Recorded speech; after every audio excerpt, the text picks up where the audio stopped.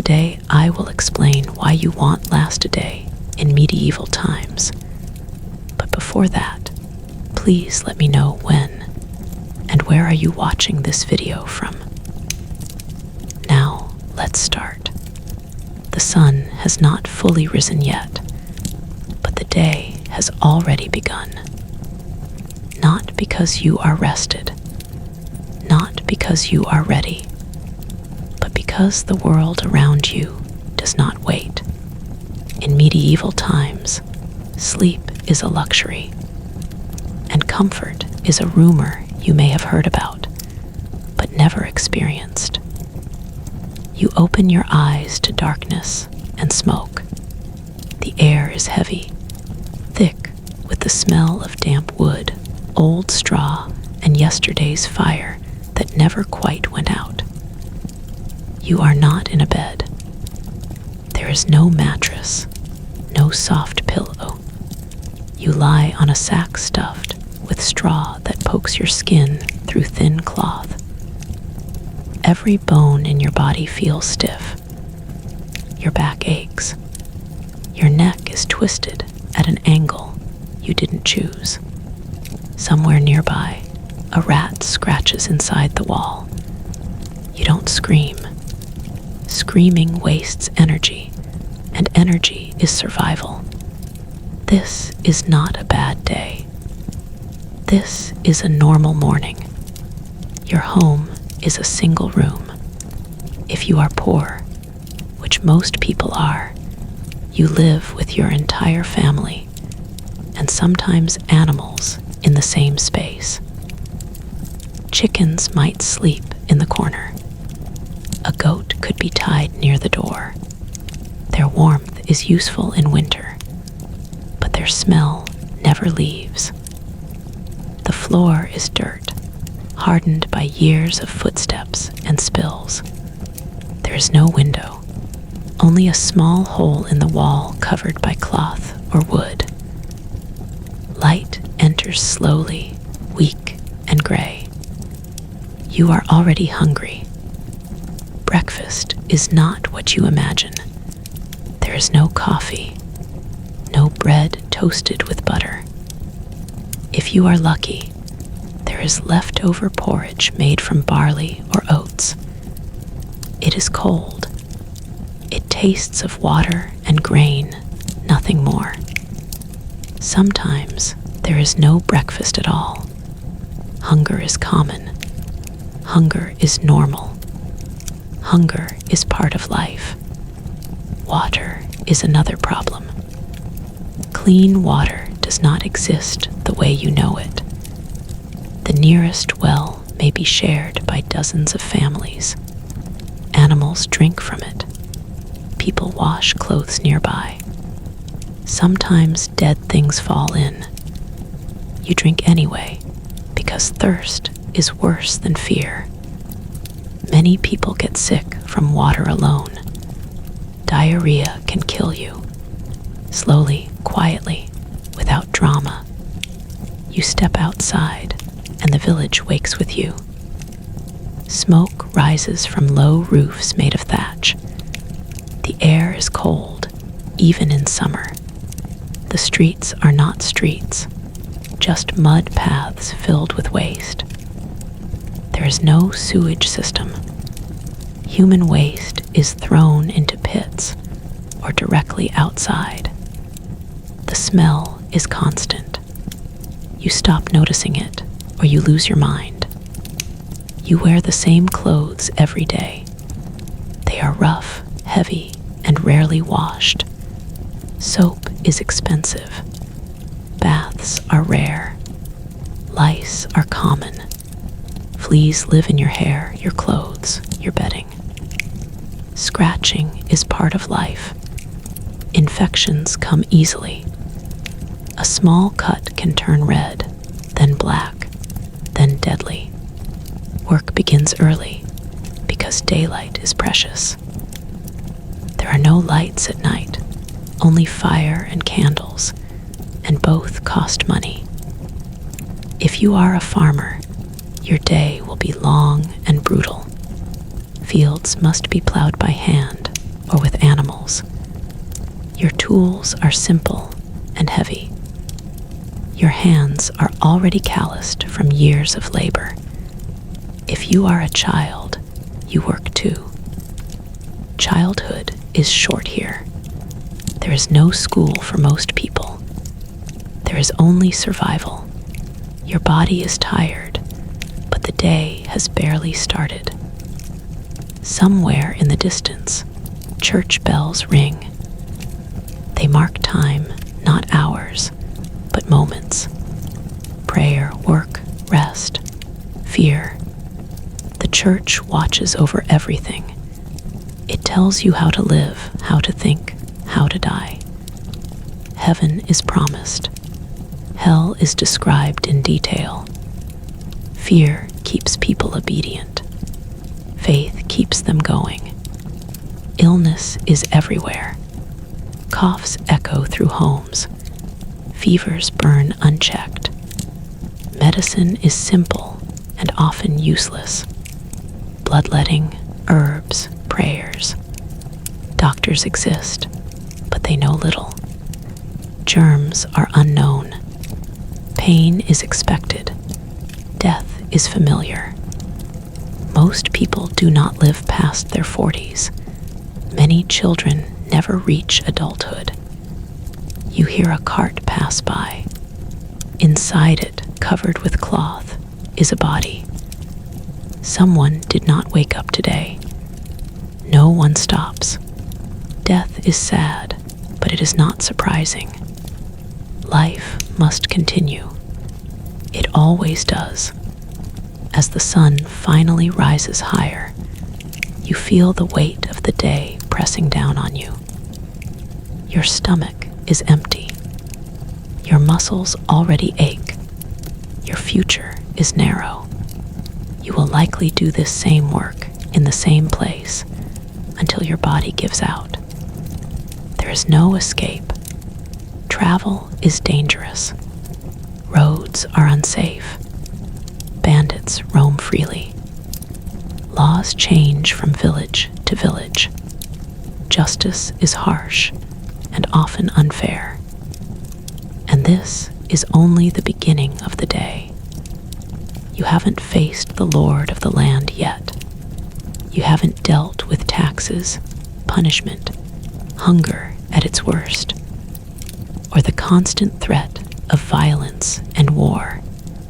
You haven't seen what happens when winter comes, when food runs out, when sickness spreads through the village like fire. As you take your first steps into the morning, you start to realize something unsettling. If this is how the day begins, what will the rest of it demand from you? By the time the sun is fully above the horizon, your body is already behind. Medieval mornings do not ease into the day. They crush you into motion. There is no pause to stretch, no moment to gather strength. Work pulls at you like gravity, and resisting it is not an option. If you do not work, you do not eat. If you do not eat, you weaken. And weakness in this world is a slow death sentence. If you are a peasant, which almost everyone is, your life belongs to the land and to the Lord who owns it. You do not own your house. You do not own your fields. In many cases, you do not even own yourself. You are bound by custom, by birth, by rules you never agreed to, but must obey. Leaving the village without permission can be a crime. Refusing work can bring punishment. Complaining changes nothing. You walk to the fields with tools slung over your shoulder. The soil is heavy and stubborn. Plowing it takes hours of repetitive motion. Bend, push, pull, step again, again, again. Your hands blister then harden, your back burns. There is no safety gear, no rest breaks, no medical care waiting if something goes wrong. If a tool slips and cuts you, you wrap it in cloth and keep going. Infection might come later. Today's hunger is more urgent. The sun climbs higher, and with it comes heat.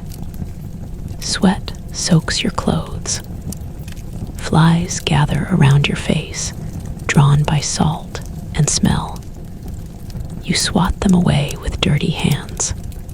Dirt gets into everything: your mouth, your eyes, your wounds.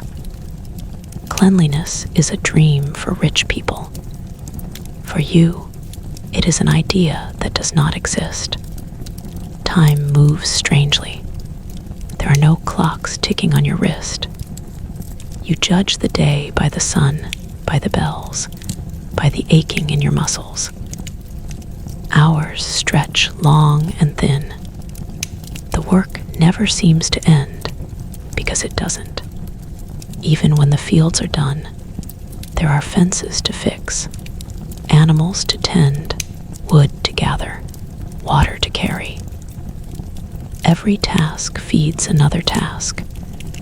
Every chore leads to 3 more. At midday, if you are lucky, there is a break.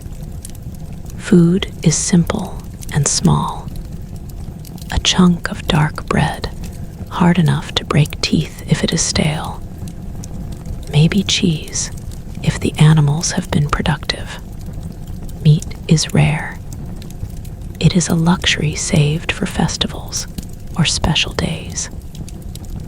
Most of the time, you live on grains and whatever vegetables survive the soil and weather. You eat slowly, not to enjoy it, but to make it last. You sit on the ground because there is nowhere else. There is no shade unless a tree happens to be nearby. Conversation is quiet. People conserve energy. Laughter exists, but it is brief. Life is not built for joy here. It is built for endurance. As you eat, you feel eyes on you. The Lord's overseer rides past on a horse. He wears better clothes. His boots are clean. He does not work the land, but the land works for him. He watches for laziness, for mistakes, for anyone who might be falling behind. Punishments can be harsh. Fines, beatings, extra labor. Justice is not equal. Power decides what is fair. Fear is always present, even when nothing is happening. Fear of bad weather. Fear of poor harvests. Fear of disease. Fear of angering the wrong person. Fear of God. Fear of starving in winter. You carry it quietly, like a second spine. As the day continues, exhaustion creeps deeper into your bones. This is not the tiredness of a long workout or a busy day. This is a grinding fatigue that never fully leaves. Even children carry it. By the age of 10, many have the bodies of adults and the faces of old people. Innocence fades early here. If you live in or near a town, the dangers change, but do not lessen. Streets are crowded. Tradesmen hammer, saw, and shout. Animals move freely, leaving waste behind. Fires are common. One spark can destroy entire neighborhoods built from wood and straw. There are no fire departments. People form lines with buckets and pray it is enough. Crime exists everywhere. Locks are weak. Guards are few. Punishments are brutal, meant to scare rather than reform. Thieves lose hands.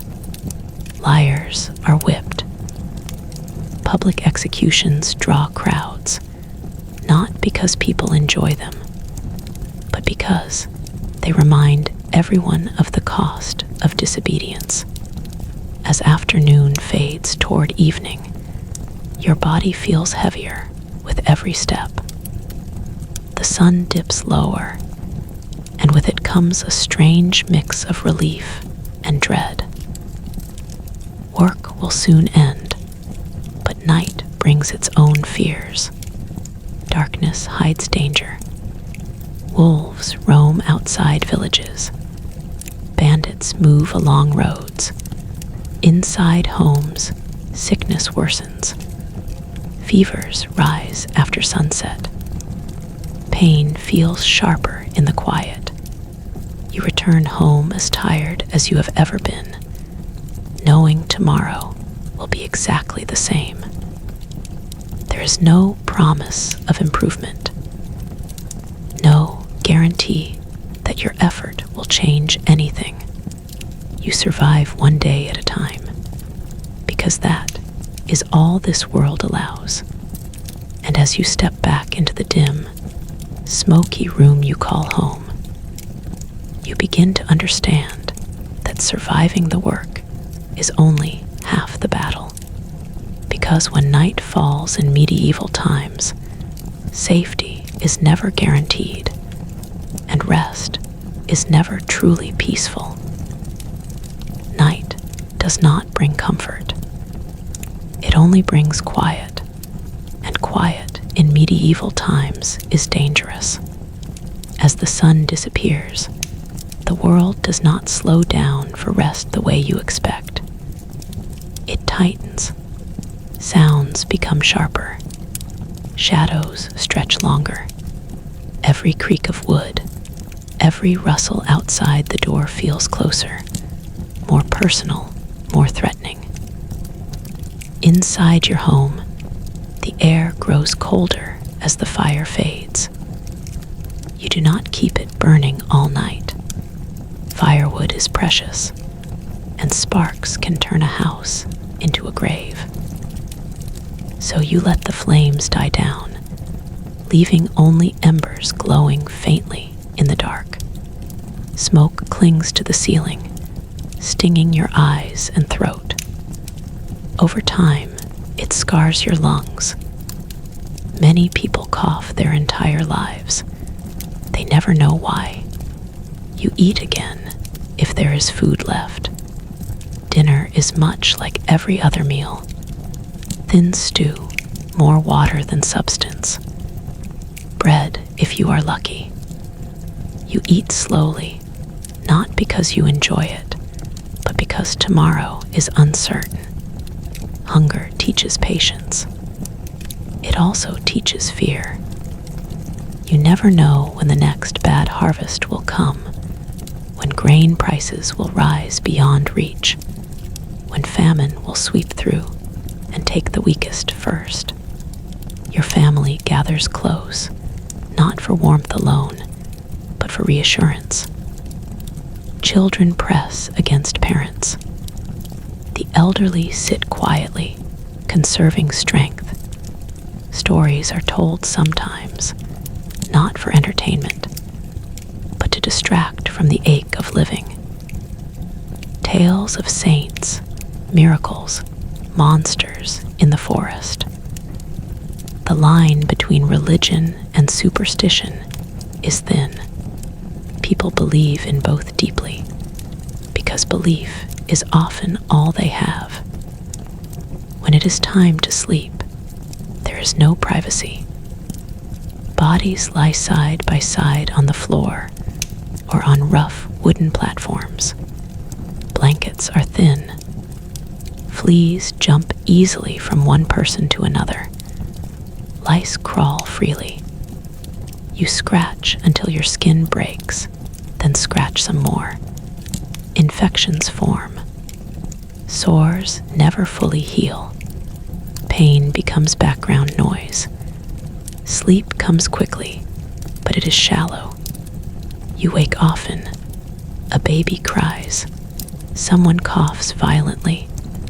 A dog barks outside. Wind rattles the walls. Your mind never fully shuts off because danger never fully leaves. Fire could start. Someone could break in. A loved one could stop breathing beside you. And sometimes they do. Death at night is common. People die quietly, wrapped in darkness. No machines beep. No doctors rush in. By morning, a body may already be cold. You mourn, but briefly. Grief is real, but survival demands restraint. The dead must be buried. The living must work. Life moves forward whether you are ready or not. If you fall sick, the night becomes unbearable. Fevers burn hotter when the air cools. Chills shake your bones. There are no painkillers, no antibiotics, no understanding of what is happening inside your body. People believe illness is punishment, imbalance, or God's will. They pray. They bleed you. They give you bitter herbs. Sometimes you recover. Sometimes you don't. The fear of disease is constant, even when no one is sick. Plagues come without warning. A traveler arrives. A rat dies. Fleas spread silently. Within days, people cough blood, swell, collapse. Entire villages disappear from the map. You grow up knowing that everything you love can vanish in a season. And yet, morning always comes. When dawn breaks, you wake with a body that never fully healed from yesterday. Muscles ache deeper. Old injuries remind you they exist. There is no concept of rest days. Illness only excuses you from work if you are too weak to stand. And by then, it may already be too late.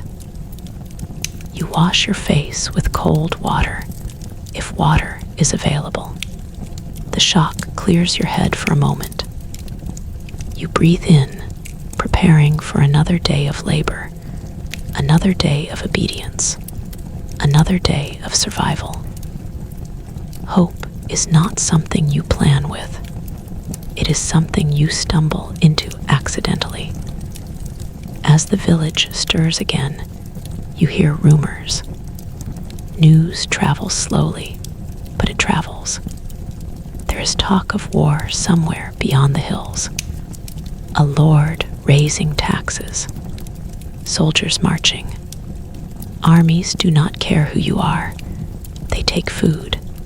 They take animals. Sometimes they take people.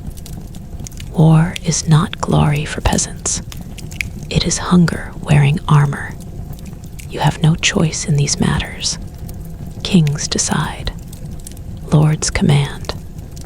God is said to approve. You endure. Some people dream of a different life, of joining a monastery, of becoming a soldier, of escaping to a city. But cities are not safe havens. They are crowded, filthy, and ruthless. Work is hard to find.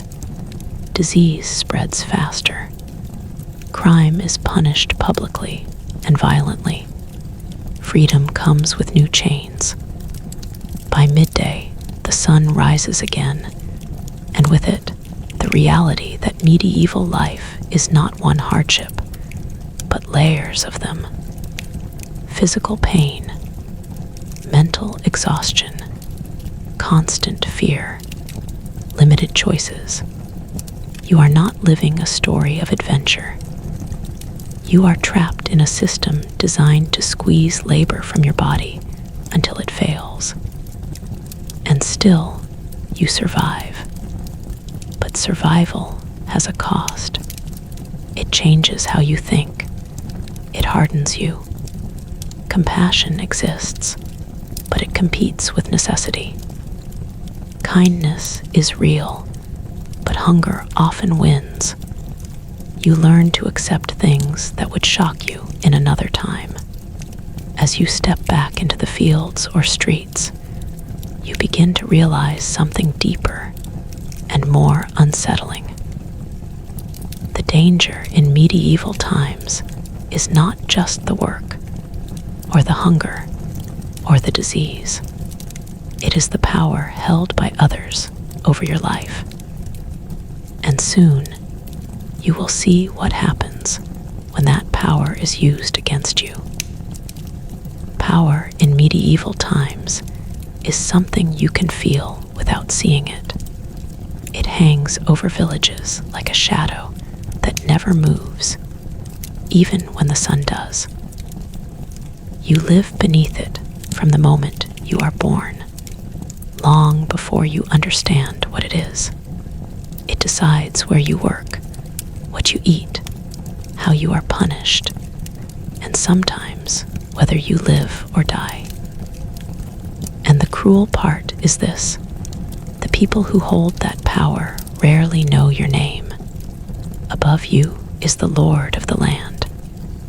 He may live in a stone manor or a small castle on a hill, visible from the fields where you bend your back every day. You see his banners in the wind. You hear his horses before you see them. His presence is a reminder that nothing around you truly belongs to you, not even the ground beneath your feet. You are allowed to live and work here only because he permits it. Taxes are constant and unavoidable. A portion of your grain, your vegetables, your eggs, your labor, all of it is claimed. Even the church takes its share. The tithe is said to be for God, but it is collected by men. If the harvest is good, they take more. If the harvest is bad, they still take their share. Hunger is your problem, not theirs. You learn early that fairness is not part of the system. Rules bend upward, never downward. If the Lord's men take your food, you cannot protest. If one of them harms you, justice will not be on your side. Your word means little. Their word is law. Courts exist, but they serve power, not truth.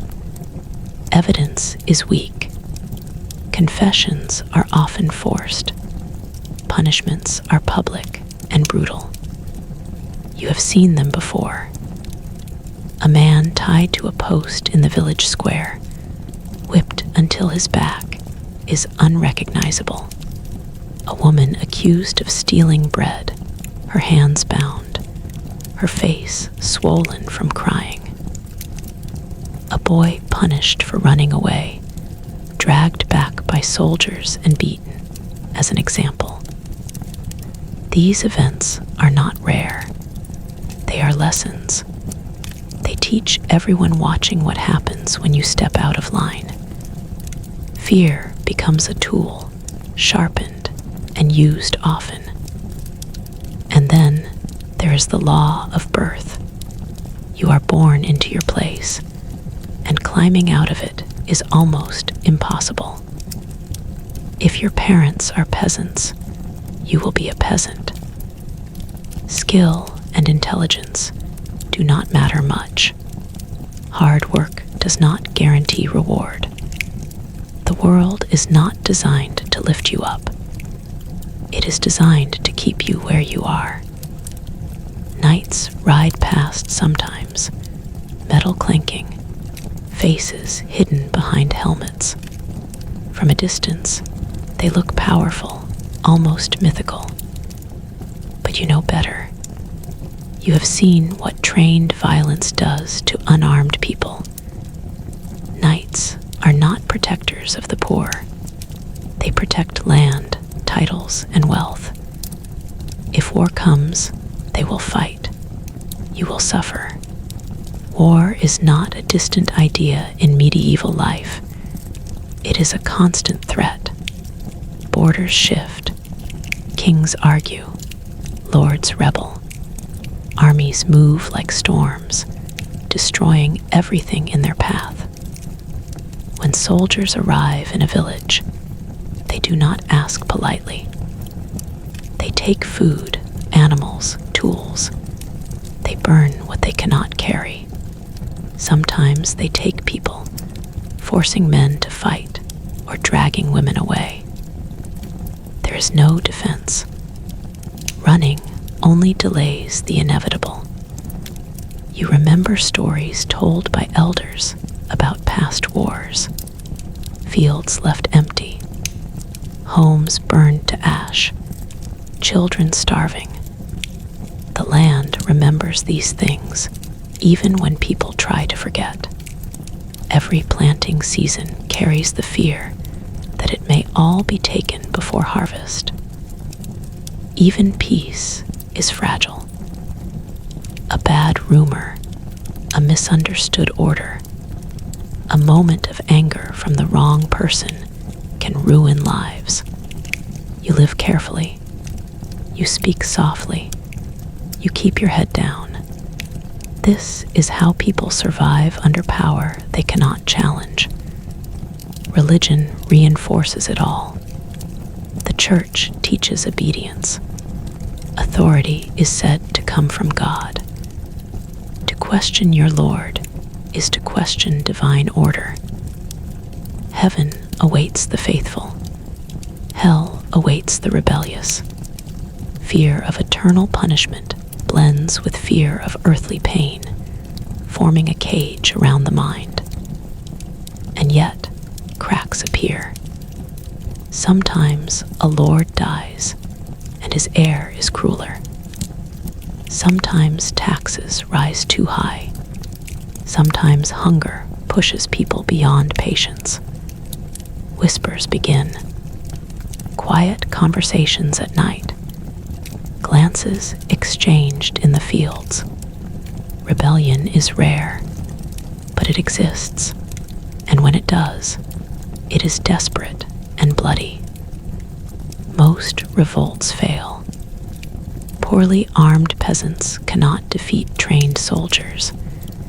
The aftermath is worse than what came before. Executions, confiscations, collective punishment. Entire villages made examples of. The lesson is reinforced again. Endure or suffer more. As you grow older, you begin to understand that medieval life is not just physically exhausting. It is mentally crushing. Hope is dangerous. Dreams are liabilities. Expecting more only makes pain sharper when it does not come. And still, life continues. People marry. Children are born. Songs are sung during festivals. For brief moments, joy breaks through the hardship like sunlight through clouds. These moments matter because without them, no one would survive at all. But joy does not erase reality. As you stand once more beneath the open sky, hands rough, stomach half empty, eyes always watching, you sense another truth waiting just ahead. Because power does not only come from lords and soldiers. Soon, you will face the power of nature itself. And medieval nature shows no mercy. Nature in medieval times is not something you admire from a distance. It is not gentle, not forgiving, and never under control. It is the strongest force you will ever face, and it does not care about your prayers, your effort, or your suffering. The land feeds you. but it can also kill you without warning. And most of the time, it decides which one it will be. The weather rules everything. A good year means survival. A bad year means hunger, sickness, and death. You watch the sky constantly, not with curiosity, but with fear. Too much rain rots crops in the fields. Too little turns the soil hard and useless. A late frost can wipe out months of labor in a single night. Hail can shred plants into nothing while you stand helplessly, knowing there is no way to stop it. When crops fail, food disappears quickly. There are no stored supplies waiting in warehouses. There are no trucks bringing help from far away. What is grown locally is what you eat. When that fails, prices rise overnight. Bread becomes smaller. Meals become fewer. Children cry more often. Parents lie awake at night wondering which of their children will weaken first. Famine does not arrive dramatically. It creeps in. First, meals shrink. Then people begin to skip them.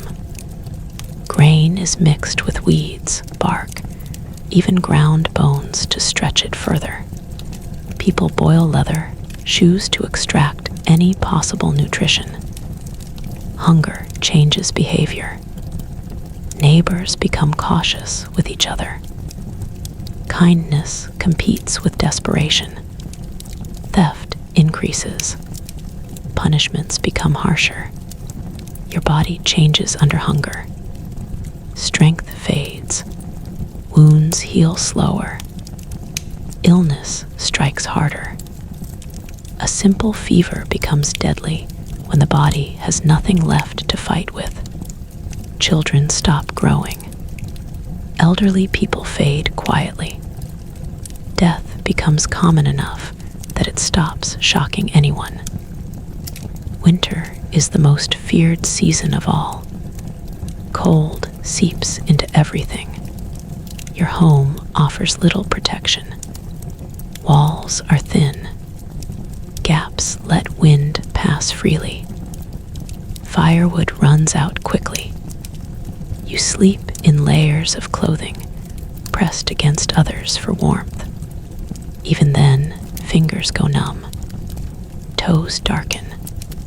Frostbite claims limbs. Sometimes it claims lives. Animals suffer too. Livestock die from cold or starvation, removing future food before it ever exists. Each loss tightens the grip of hunger further. Snow blocks roads, isolating villages completely. If help does not exist nearby, it will not come at all. Nature also brings disease in ways you do not understand. Standing water breeds sickness. Rotting food poisons the body. Rats and fleas carry death without anyone knowing why. You see patterns, but not causes. People blame bad air, curses, or God's anger. The real enemy remains invisible. Storms are terrifying. Thunder feels like the sky is tearing apart. Lightning can strike homes, barns, fields. Fire spreads fast when everything is dry and wooden. Floods wash away crops, animals, even entire villages. People drown not because they cannot swim, but because escape is impossible. Forests surround many communities, and while they provide wood and shelter, they are also feared. Wolves roam freely, especially in winter. They take livestock first, but starving wolves will approach humans. Travelers disappear on forest roads. Children are warned never to wander alone. At night, howls echo, reminding you that you are not the strongest thing out there. Travel itself is a battle against nature. Roads are muddy, broken, and dangerous. Carts get stuck. Horses break legs. Rain turns paths into rivers. Crossing long distances takes days or weeks, and each night outside increases the risk of exposure, attack, or sickness. Messages arrive late. Help arrives too late, if at all. Even when nature is calm, it is exhausting. Farming depends on endless physical labor because there are no machines to help. Every field is worked by hand or animal. Every harvest requires perfect timing. Mistakes cost lives. There is no backup plan. You begin to understand that medieval people live at the edge of survival every single year. One bad season can undo decades of stability. One storm can erase generations of effort. This constant pressure shapes everything: beliefs, traditions, fears, and behavior. People pray not because it is polite, but because it feels like the only weapon they have. Processions are held during droughts. Bells are rung to ward off storms. Saints are begged for mercy.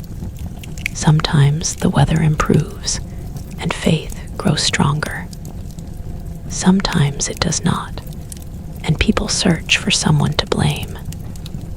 When things go wrong, blame spreads easily. A strange illness, a ruined harvest, an unexplained death. Fear looks for a target. Outsiders, the poor, the different. Accusations rise quietly at first, then loudly. Violence follows belief more easily than truth. You start to realize something deeply unsettling. Even if you obey every rule, work every day, pay every tax, and pray every night, none of it guarantees survival. Nature does not reward effort.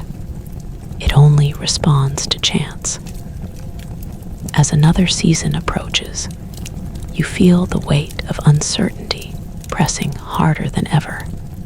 You have survived hunger, cold, and exhaustion. But you sense that an even darker force grows stronger in desperate times. Because when fear, ignorance, and suffering mix together, people themselves can become the greatest danger of all. When fear becomes constant, people change. In medieval times, fear is not a momentary feeling. It is a condition. It lives in the body, shapes the mind, and slowly twists how people see one another. Hunger, disease, and uncertainty do not just weaken muscles, they weaken trust. And when trust disappears, danger no longer comes only from nature or power above you. It comes from the people standing right beside you. You begin to notice how quickly suspicion spreads. A cow dies suddenly. A child falls ill. Crops fail again, even though everyone prayed. There is no understanding of bacteria, viruses, or environmental patterns. There is only cause and effect, and when the cause is invisible, the mind invents one. Someone must be responsible. Someone must be blamed. Whispers begin quietly. a woman who lives alone, a man who talks to himself, a family that arrived from another village. Anyone different becomes noticeable. Difference is dangerous in a world built on survival. People watch each other closely, not out of curiosity, but out of fear that standing near the wrong person could invite disaster. Religion and superstition blend until they are inseparable. People believe deeply in demons, curses, evil spirits, and divine punishment. The world feels full of unseen forces acting constantly. If things go wrong, it must be because someone has angered God or invited evil into the community. Logic does not protect you here. Belief does. Accusations are not based on proof. They are based on fear and timing. A bad harvest makes people desperate.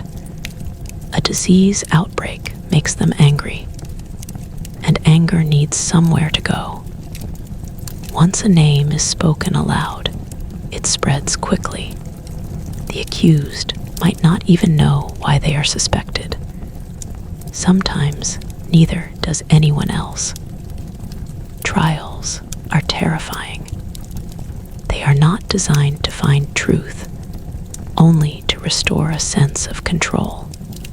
If the accused confesses, fear feels justified.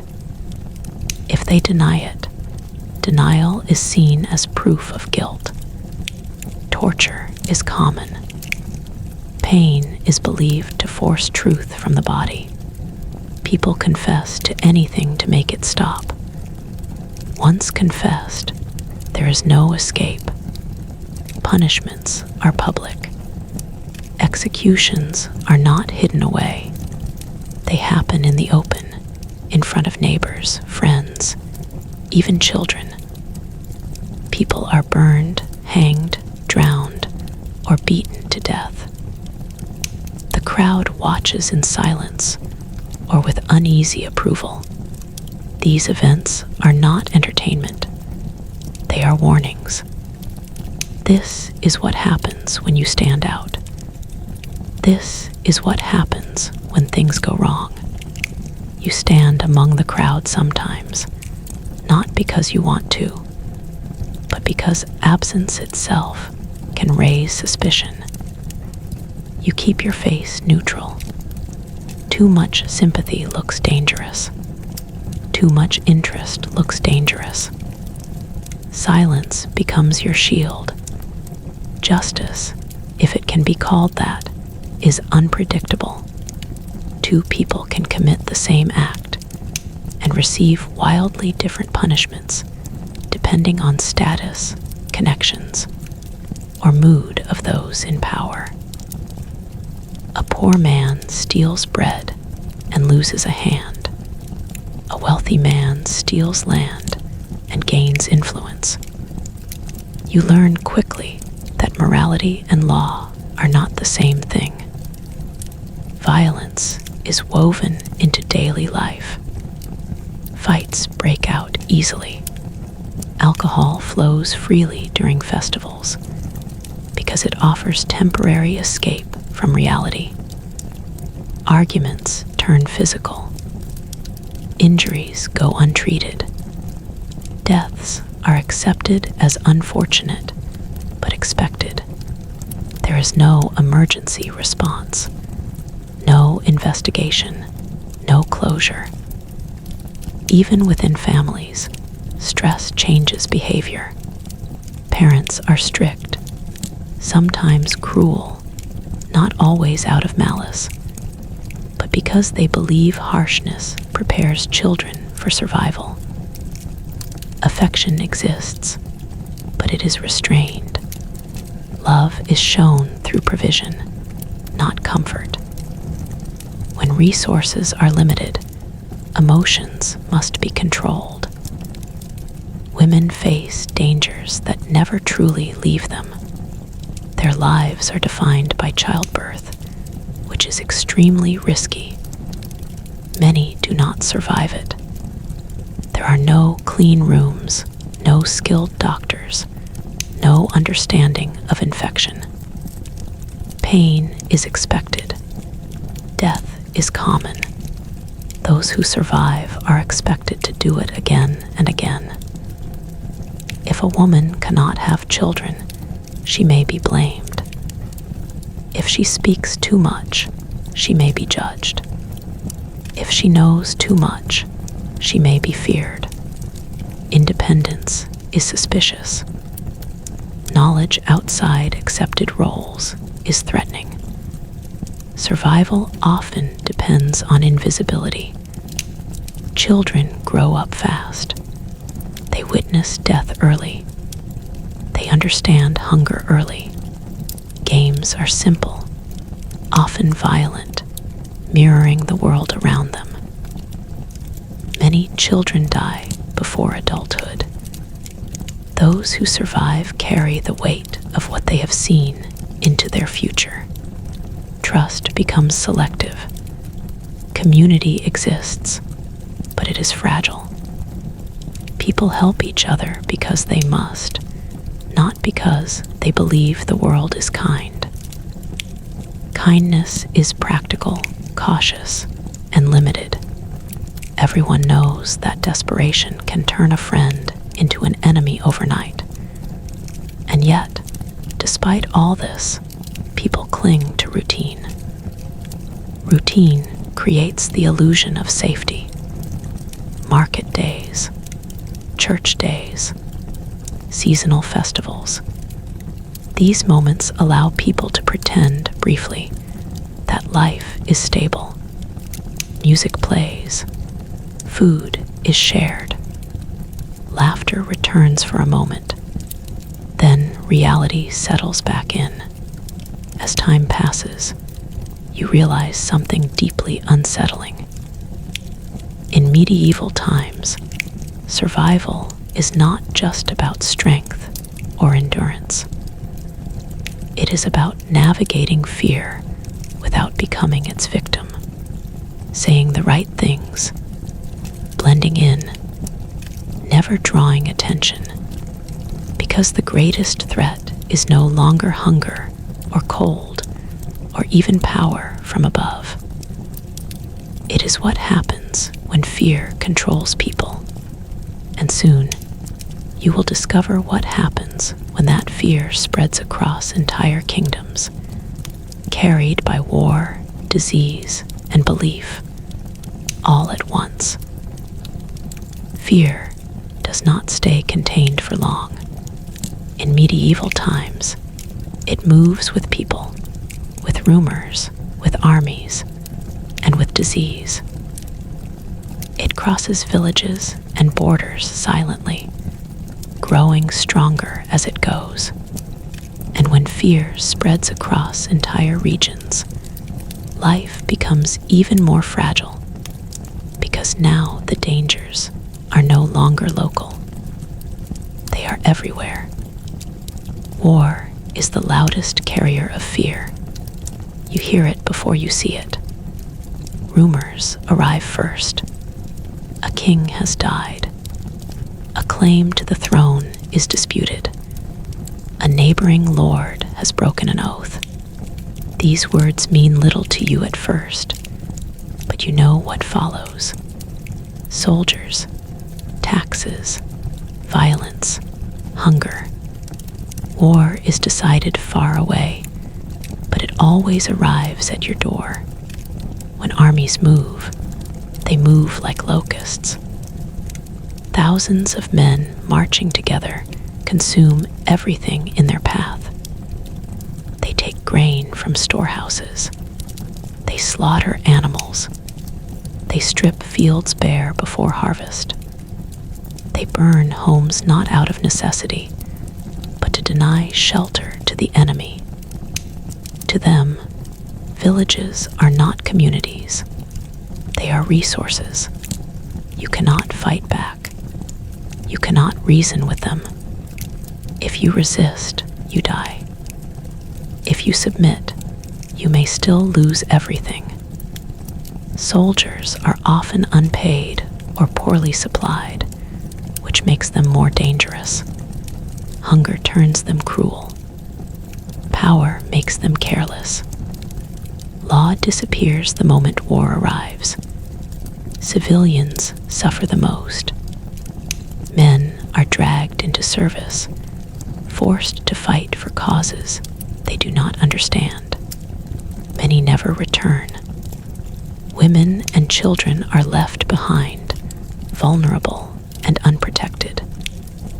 Violence becomes common and rarely punished. Silence becomes survival. Even when armies leave, the damage remains. Fields are destroyed. Tools are stolen. Livestock is gone. Recovery takes years, if it happens at all. Some villages never recover. They empty slowly, people drifting away or dying off until nothing remains but ruins and memory. Disease follows war closely. Crowded camps, poor sanitation, contaminated water, and exhausted bodies create perfect conditions for sickness. Soldiers carry illnesses from distant lands. When they pass through towns, disease stays behind. People begin coughing. Fevers spread. Skin darkens. Swellings appear. Death accelerates. Plague is the most terrifying word of all. It arrives without warning and leaves devastation behind. You may hear about it weeks before it reaches you. Entire towns wiped out. Streets filled with bodies. Bells ringing constantly for the dead. At first, it sounds distant, unreal. Then someone in your village gets sick. There is no cure, no treatment, no escape. People try everything. Prayers, fires to cleanse the air, isolation. Sometimes families abandon sick relatives out of fear. Love becomes secondary to survival. The sick are avoided. The dead are buried hastily or not at all. The social order collapses quickly under plague. Priests die. Officials flee. Rules lose meaning when death feels inevitable. Some people turn to extreme religion, believing the end of the world has come. Others abandon morality entirely, convinced that nothing matters anymore. You live each day wondering if you will wake up tomorrow. Every cough feels suspicious. Every ache becomes a warning. People stop touching each other. Markets empty. Fields go untended. Hunger returns, worse than before, because there are fewer hands to work the land. And yet, the world does not end. It limps forward, scarred and changed. Survivors inherit a broken society. Labor becomes more valuable, but life does not suddenly become easier. Power reshapes itself. New lords rise. Old systems adapt. Suffering continues, just in different forms.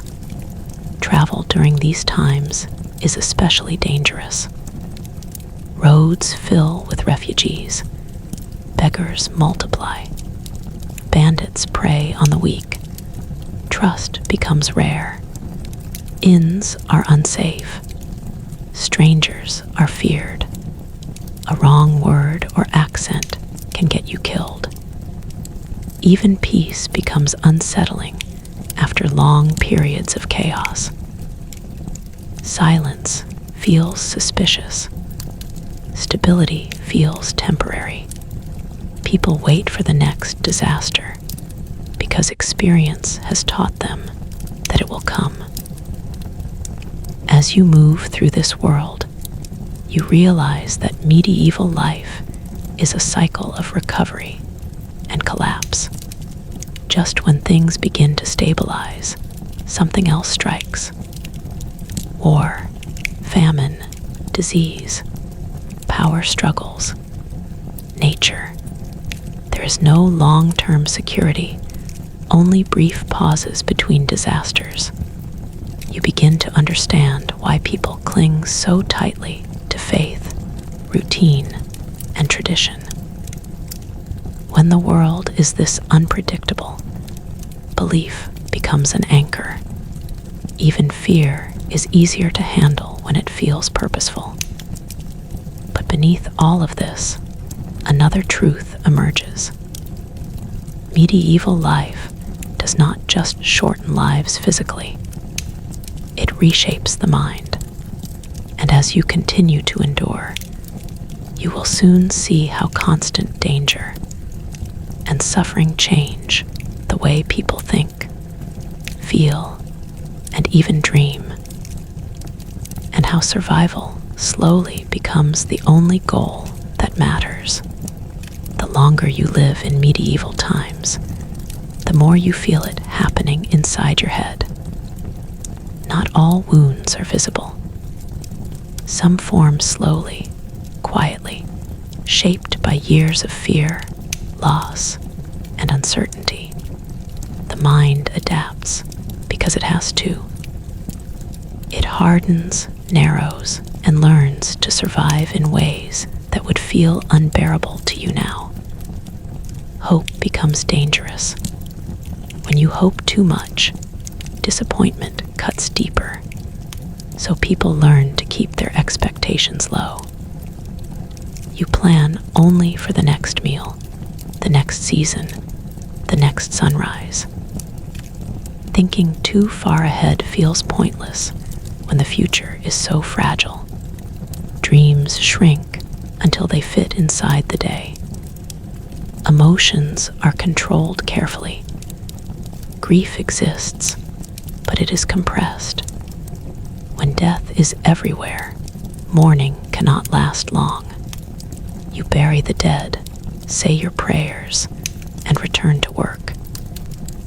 If you stop moving, life leaves you behind.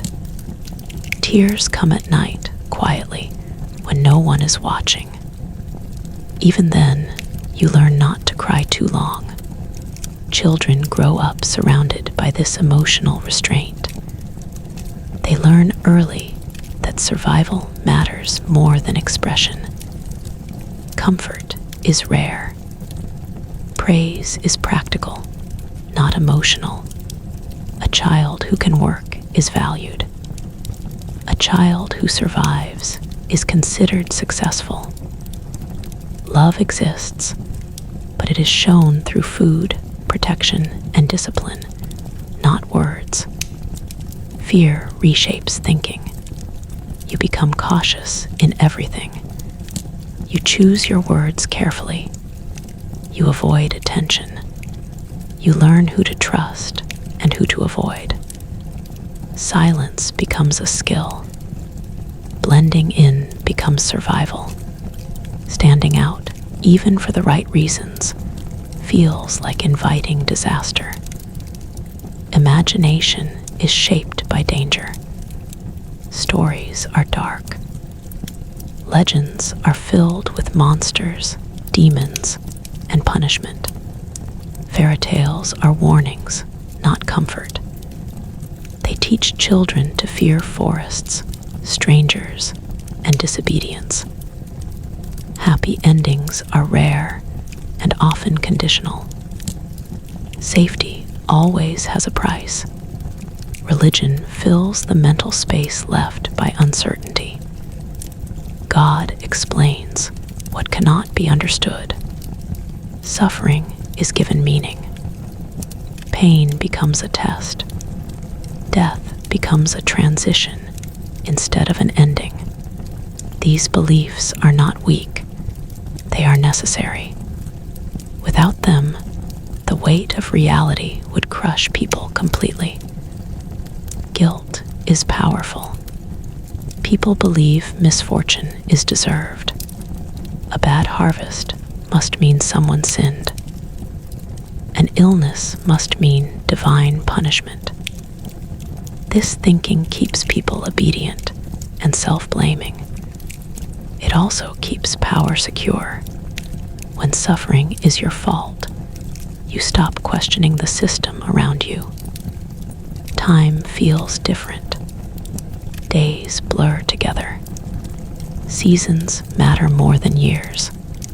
You measure life in harvests, winters survived, children born or buried. Age shows quickly on the face. A 30-year-old can look ancient. Smiles carry exhaustion behind them. Memory is selective. You remember losses sharply, but you learn to bury them deep. Trauma does not have a name here, but it exists everywhere. People carry images they cannot erase. Deaths they witnessed. Violence they survived. Sounds that still echo in their dreams. There is no help for this. You simply endure. Joy becomes small but powerful. A warm day after winter. A successful harvest. A wedding feast. A song sung together. These moments feel intense because they are rare. People cling to them. They remember them for years. They survive on them. Community becomes both a lifeline and a trap. You depend on others for survival, but you are also constantly watched by them. Privacy does not exist. Everyone knows your business. Your reputation matters deeply. One rumor can ruin you. One mistake can isolate you. Love exists under pressure. Marriages are practical. Romance is secondary. Partnerships are built on survival, shared labor, and shared fear. Affection grows quietly, often expressed through routine and loyalty rather than passion. As years pass, you realize something unsettling. Medieval people are not weak. They are incredibly resilient. They endure conditions that would break most modern minds within days. But that resilience comes at a cost. Life becomes narrower. Softer emotions are buried. The world feels hostile by default. You begin to accept things you once feared. Hunger, death, violence, injustice. Acceptance does not mean approval. It means adaptation. This is how people last longer than a day here. But there is another layer you have not fully faced yet. Because when survival becomes everything, morality itself begins to bend. And soon, you will see what happens when choices are no longer about right or wrong, but about living one more day at any cost. When survival becomes the center of everything, choices change their shape. In medieval times, morality is not a clean line between right and wrong. It is a shifting boundary shaped by hunger, fear, and necessity. You do not ask what is good. You ask what will keep you alive, what will protect your family, what will get you through the next night. Stealing becomes complicated. Taking food is a crime, punished harshly. Yet starving children make laws feel distant and unreal. You may swear you would never steal, until the day your stomach cramps so badly you cannot stand. until your child cries through the night with nothing left to give them. When that moment comes, morality bends quietly. You justify it. Just this once. Just enough to survive. And once that line is crossed, it is never quite as solid again. Lying becomes a skill. You lie to authorities to avoid punishment. You lie to neighbors to protect yourself. You lie to keep peace. Truth is dangerous when spoken at the wrong time to the wrong person. Silence is safer. Half-truths are safer still. You learn to read faces, to sense moods, to decide what version of yourself is safest to show. Betrayal exists, even among friends. When resources are scarce, loyalty is tested. A neighbor might report you to save themselves.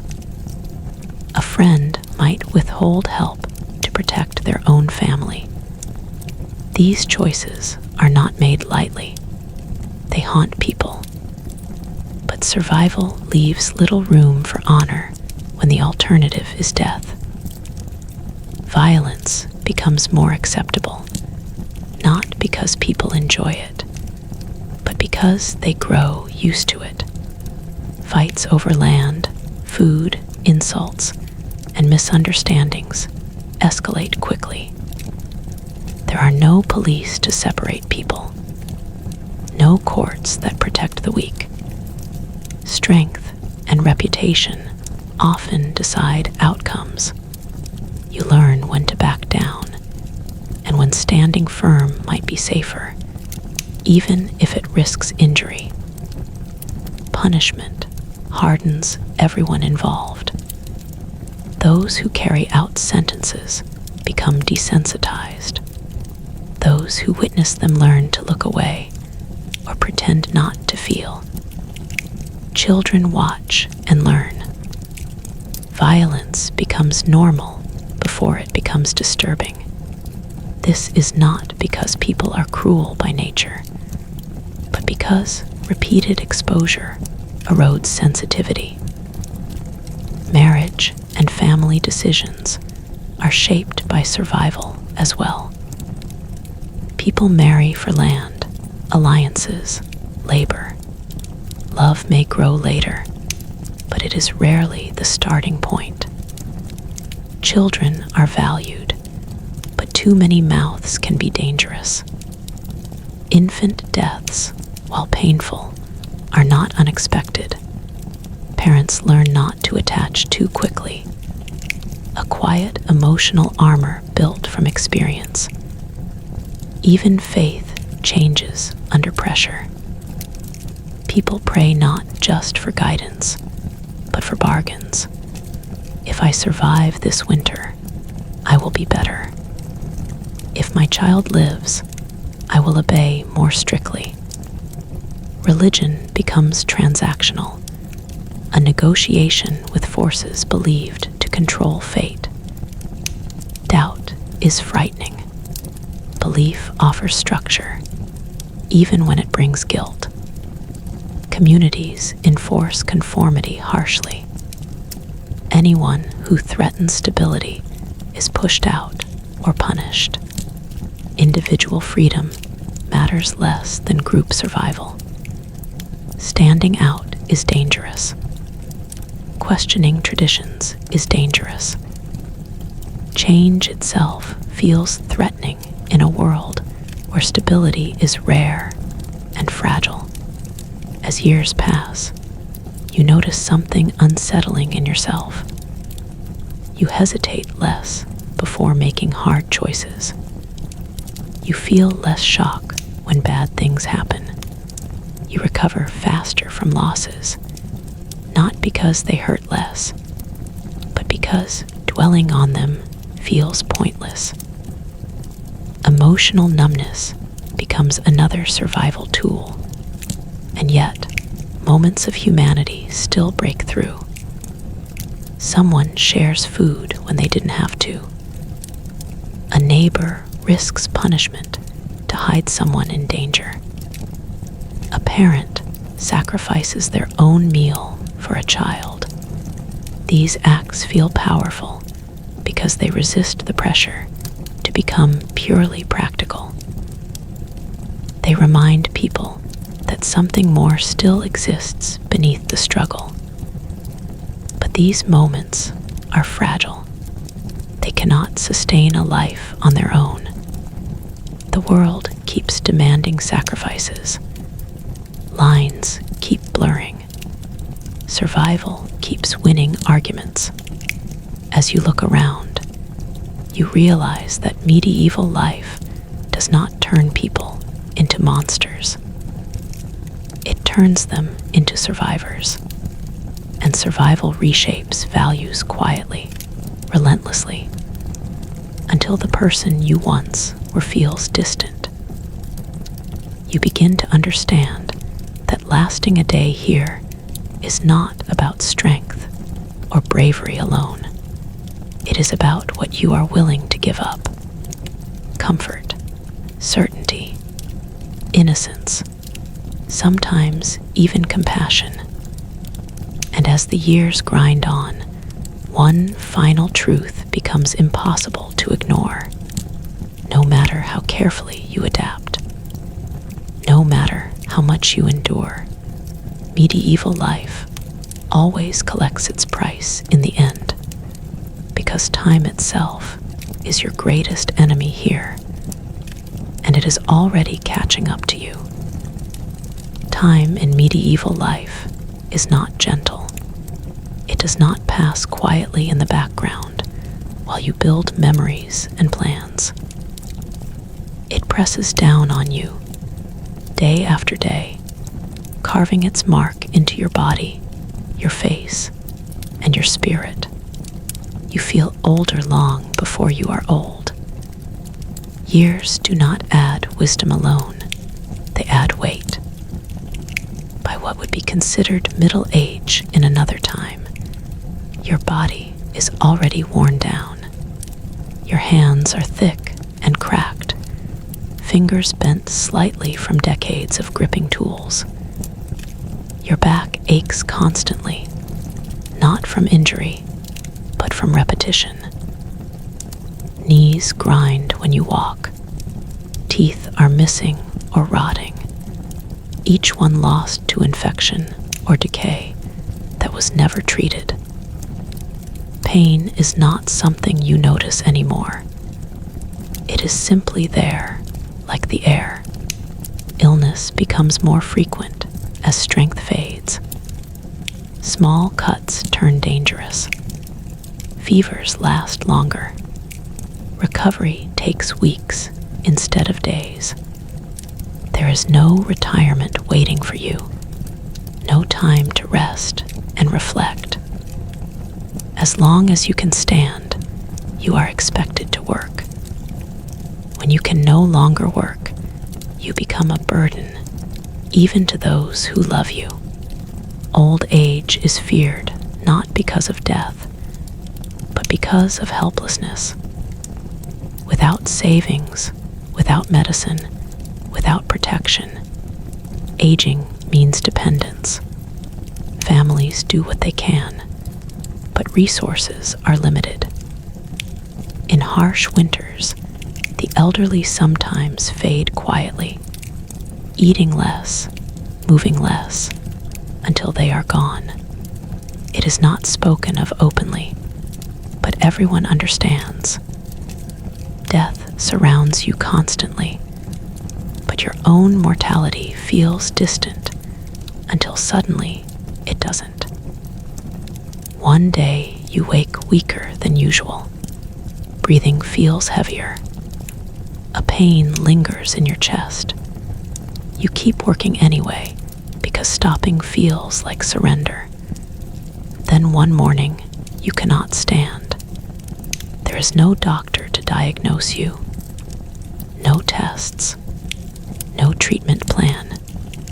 Maybe a healer is called. They offer herbs, prayers, bleeding. Family members watch helplessly hoping for improvement. Sometimes people recover. Often they don't. Death arrives quietly, without drama, without meaning attached. Burial is simple: a grave in the earth, a prayer. Life moves on quickly. Fields still need tending. Animals still need feeding. Grief is real, but survival demands motion. The world does not pause for loss. You realize then how small individual lives feel in medieval times. History is not built around people like you. You are not remembered. Your name fades within a generation. What remains is the land, the labor, the cycle repeating endlessly. Children grow up and take your place. They inherit the same struggles, the same fears, the same narrow choices. They learn early what you learned slowly. That life is fragile. That fairness is rare. That survival requires sacrifice. And yet, despite everything, people continue to live, love, and hope in small ways.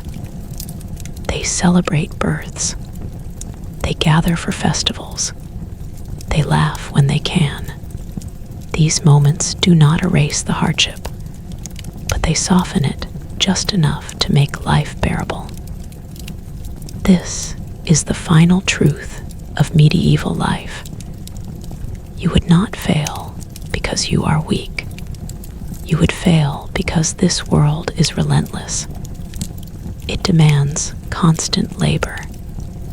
It offers little comfort. It punishes mistakes harshly and rewards effort unpredictably. It strips away modern protections you take for granted and replaces them with fear, faith, and endurance. Lasting a single day here means accepting hunger, pain, danger, and uncertainty without complaint. Lasting a lifetime means surrendering the idea that life should be fair, safe, or kind.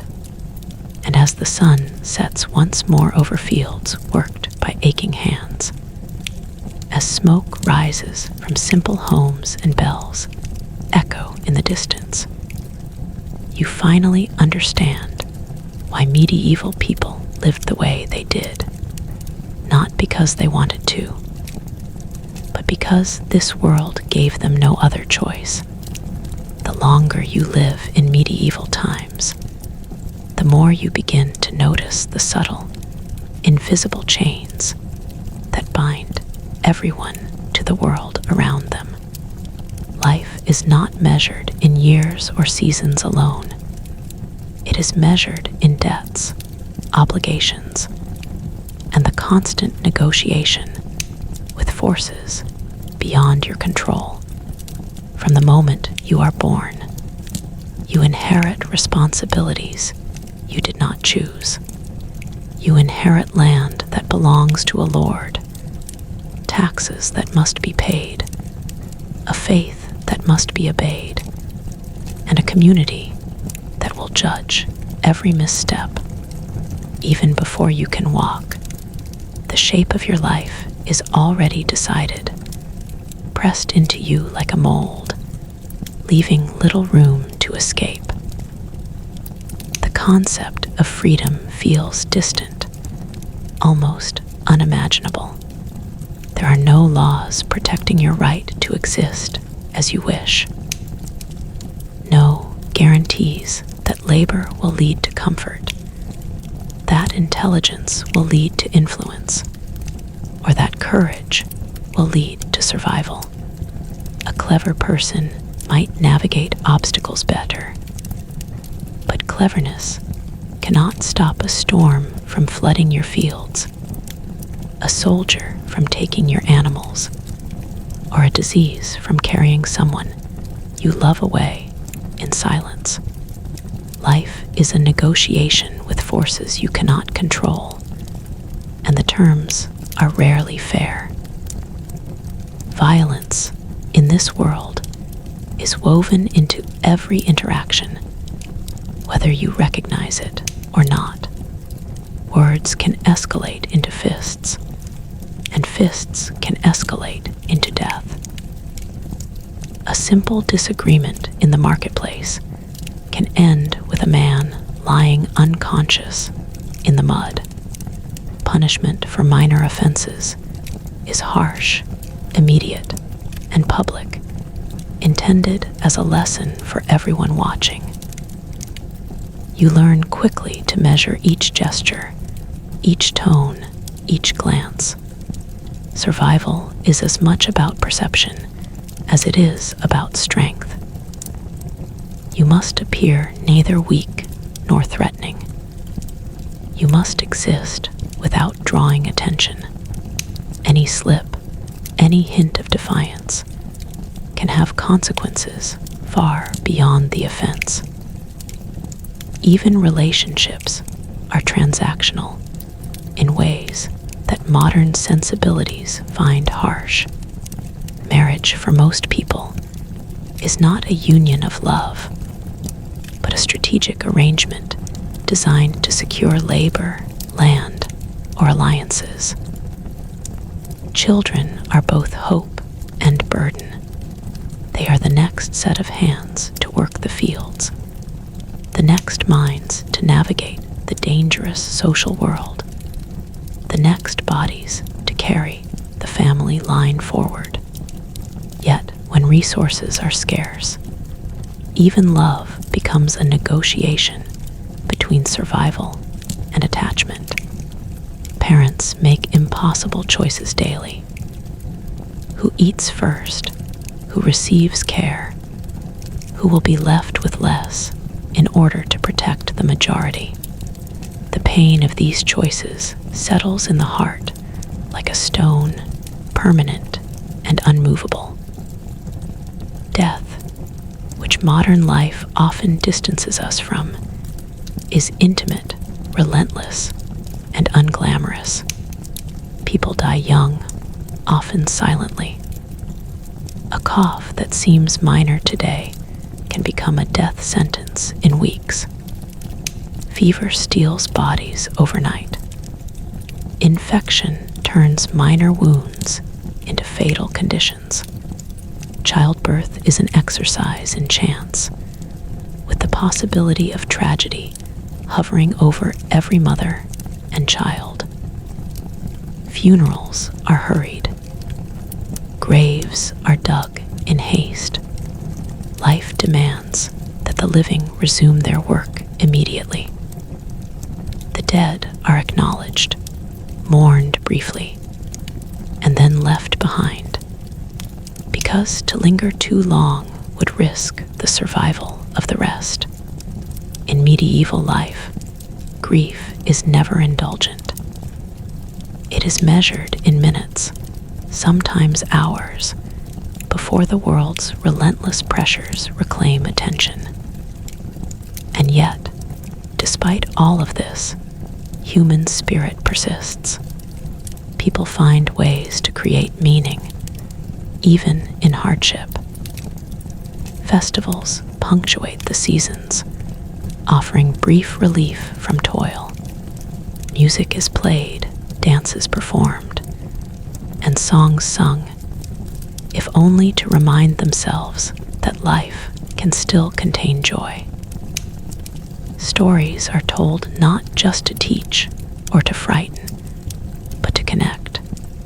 Folktales and legends become a way to pass lessons to the next generation, a way to encode survival strategies within tales of gods, monsters, heroes, and fools.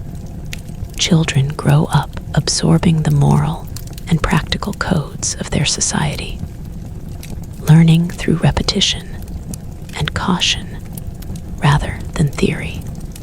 But the most extraordinary thing you notice is how medieval people live with fear as a constant companion. And yet, continue to function. Fear shapes behavior in ways that seem almost invisible from the outside.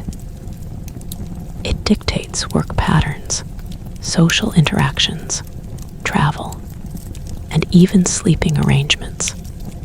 People avoid unnecessary risks, not because they are cowardly, but because experience has taught them that the wrong choice can be fatal.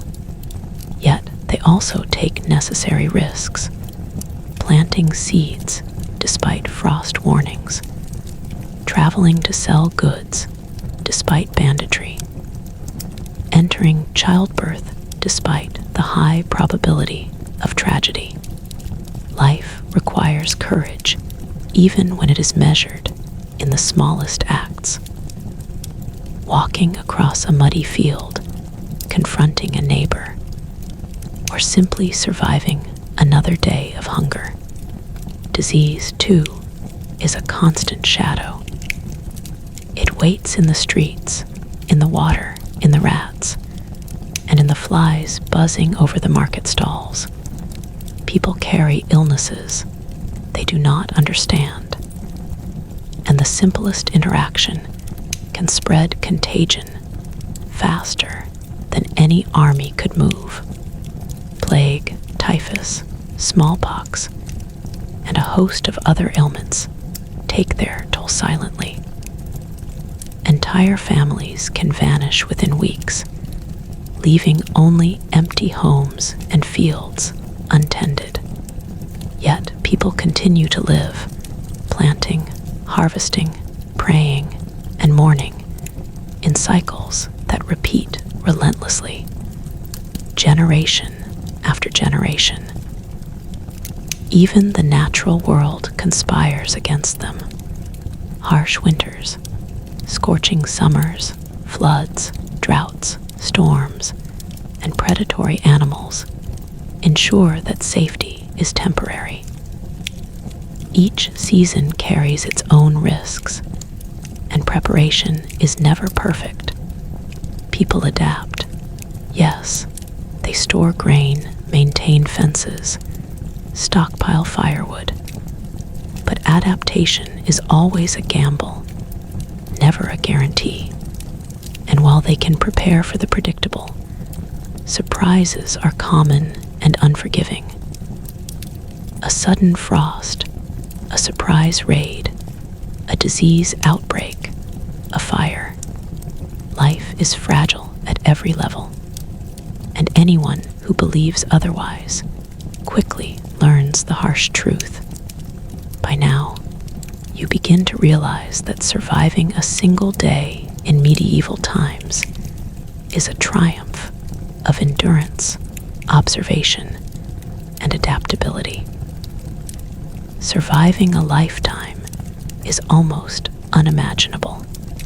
To last years here, one must navigate a constant network of power, fear, nature, disease, and human unpredictability.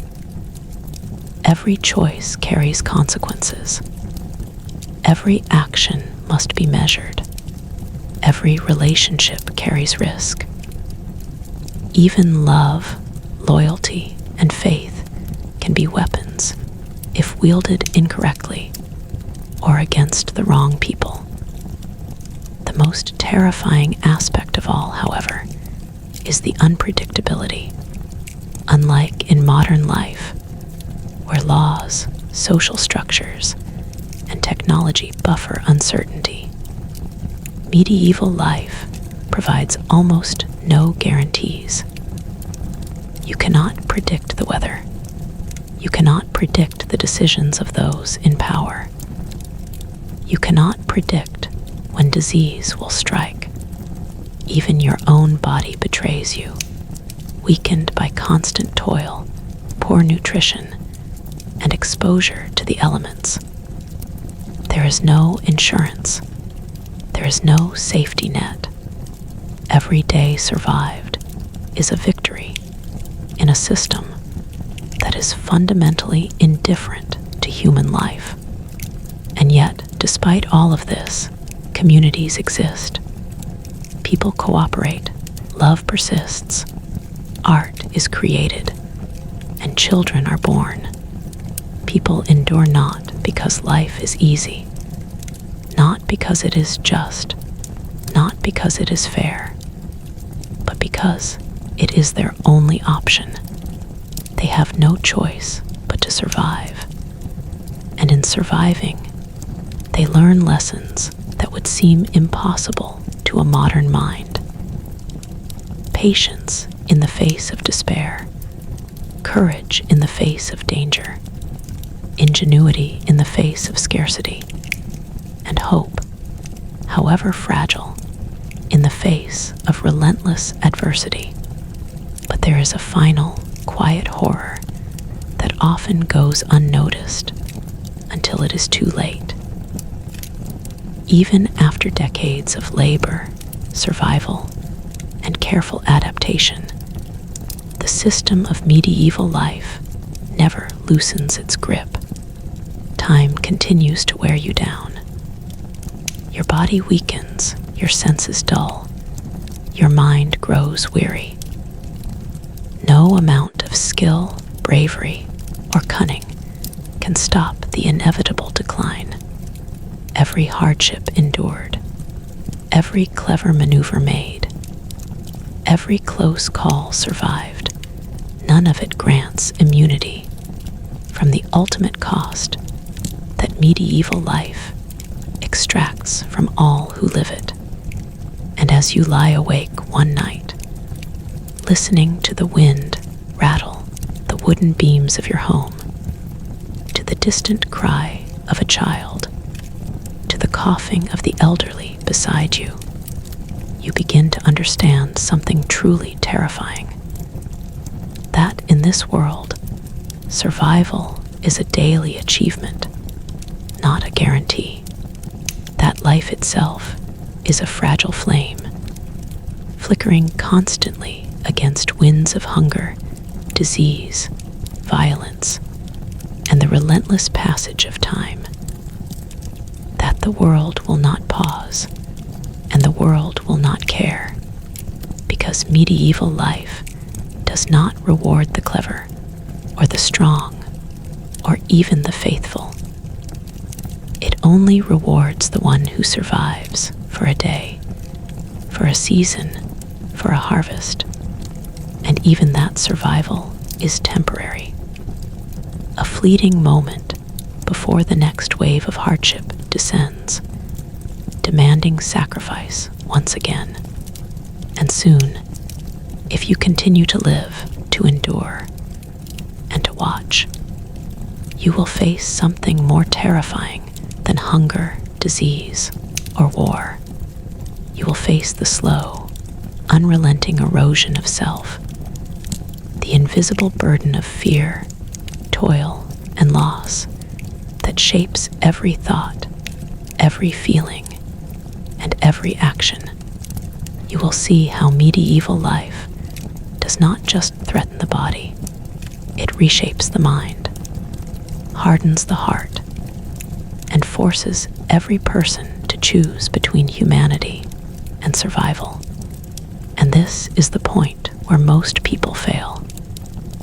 Because lasting a day, a season, or even a year is one thing, but surviving the psychological weight of an entire lifetime in a world built on cruelty, unpredictability, and relentless hardship is something almost no one can endure. Yet, somehow, some do. And it is those who endure that teach the world what human resilience can truly look like. Even when the world itself seems determined to destroy them. In medieval times, surviving is not merely a matter of strength or skill. It is a constant negotiation with a world that offers no mercy and no second chances. By now, after decades of living under the relentless pressures of hunger, disease, and fear, you begin to notice the deeper, invisible currents that shape everything around you. Life is not only measured in days or seasons, it is measured in vigilance, in calculation, in understanding the subtle signals that the world sends. Signals that, if missed, can cost you everything. The physical demands of survival are unrelenting. Your body has been forged in labor, but the forging comes at a cost. Hands are raw and calloused beyond recognition. Fingers stiffen from constant strain. Back muscles ache perpetually, and joints are worn down by years of carrying, lifting, and bending. Even simple tasks now take twice the effort. The body, once capable of resilience, begins to rebel. Minor injuries, cuts, bruises, sprains linger far longer than they should. A small infection becomes a serious risk. Your own body, once your greatest ally, slowly turns into an obstacle. But the true weight is not only physical. Fear has become woven into the fabric of every day. It is in the way you watch neighbors, noticing the smallest deviations in behavior. It is in the way you measure your words, knowing that an offhand comment could be misconstrued, creating enemies where none existed before. It is in the way you move through the village, calculating which paths are safest, which faces are trustworthy, and which shadows might hide danger. Every action is considered. Every glance is analyzed. Life itself becomes a game of constant vigilance, and the penalty for mistakes is often death. Hunger never fully leaves your mind. Even when food is available, the memory of starving shapes every bite. You hoard secretly. You ration carefully. You trade reluctantly. Every meal is a transaction in your mind, a balance between the present and the uncertain future. Children watch this behavior and internalize it, learning early that food is never guaranteed, that generosity has limits, and that survival often requires cunning. Even when abundance appears, it is temporary, and everyone knows it. Disease is a silent shadow that walks beside you at every step. Fever, plague, smallpox, dysentery, and countless other illnesses stalk villages quietly, taking lives indiscriminately. You learn to recognize early signs, but knowledge is little protection. Herbs, prayers, and charms may provide comfort, but they rarely save a life once infection takes hold. Watching a loved one deteriorate helplessly is an experience that leaves an indelible mark. You begin to understand that death is as common as sunrise, and grieving must be quick, efficient, and often silent, because tomorrow requires more labor, more attention, more survival. Trust becomes both precious and dangerous. You rely on others because you cannot survive alone. Yet, you know that every person carries their own fears, desires, and desperation.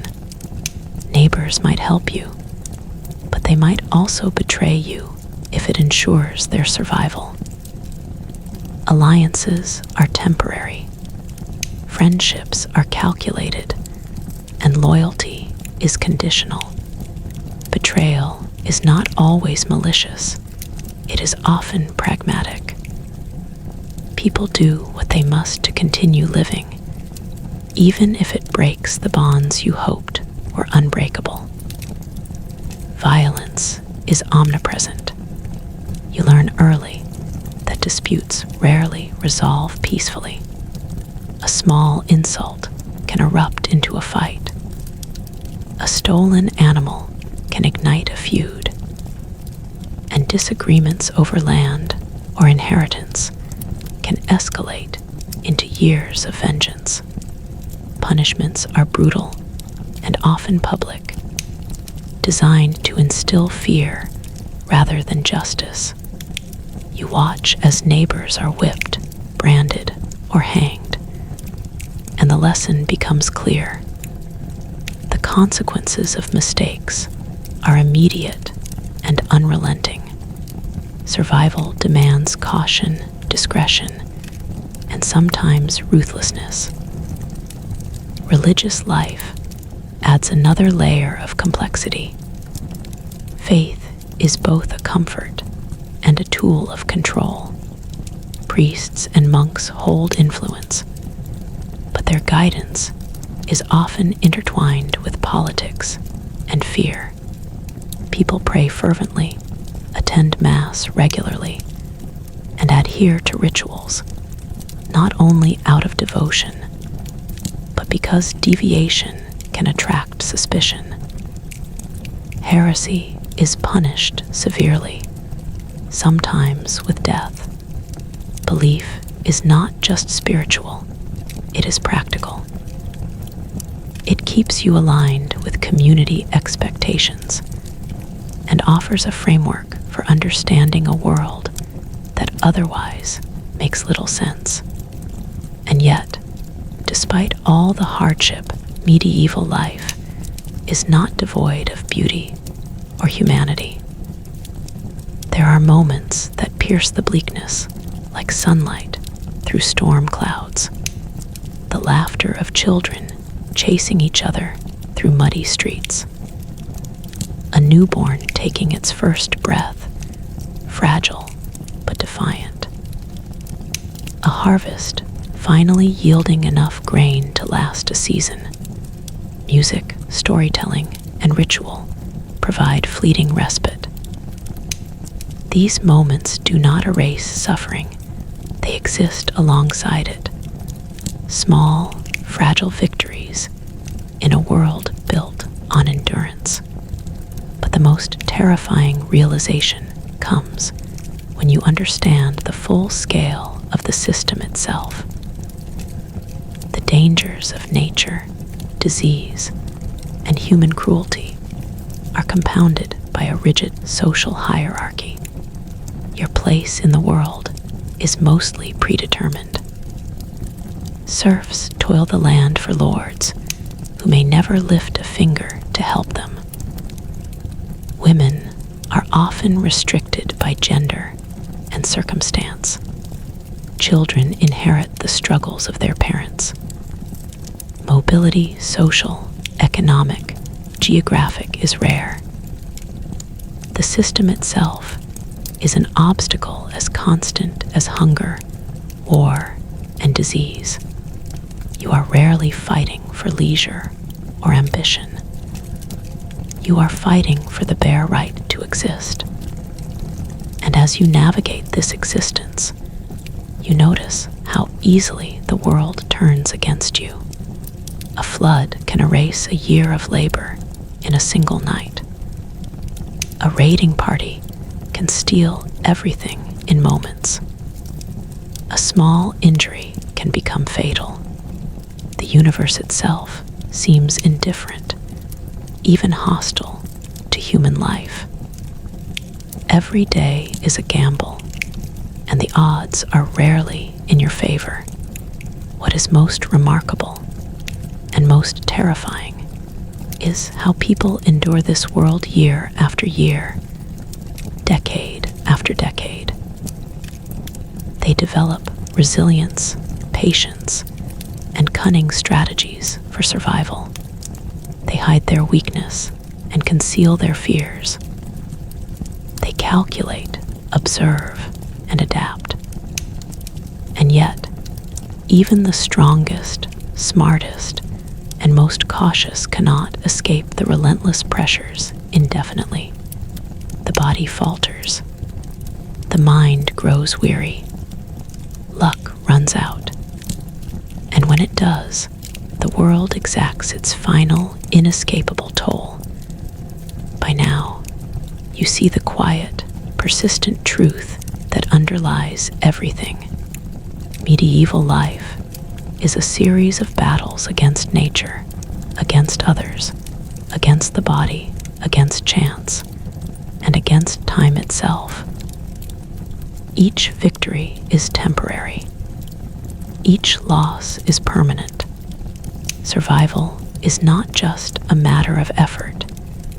It is a matter of constant calculation, of understanding the subtle cues that most people overlook, of balancing risk and necessity with precision, and, above all, of enduring a psychological weight that is invisible but crushing.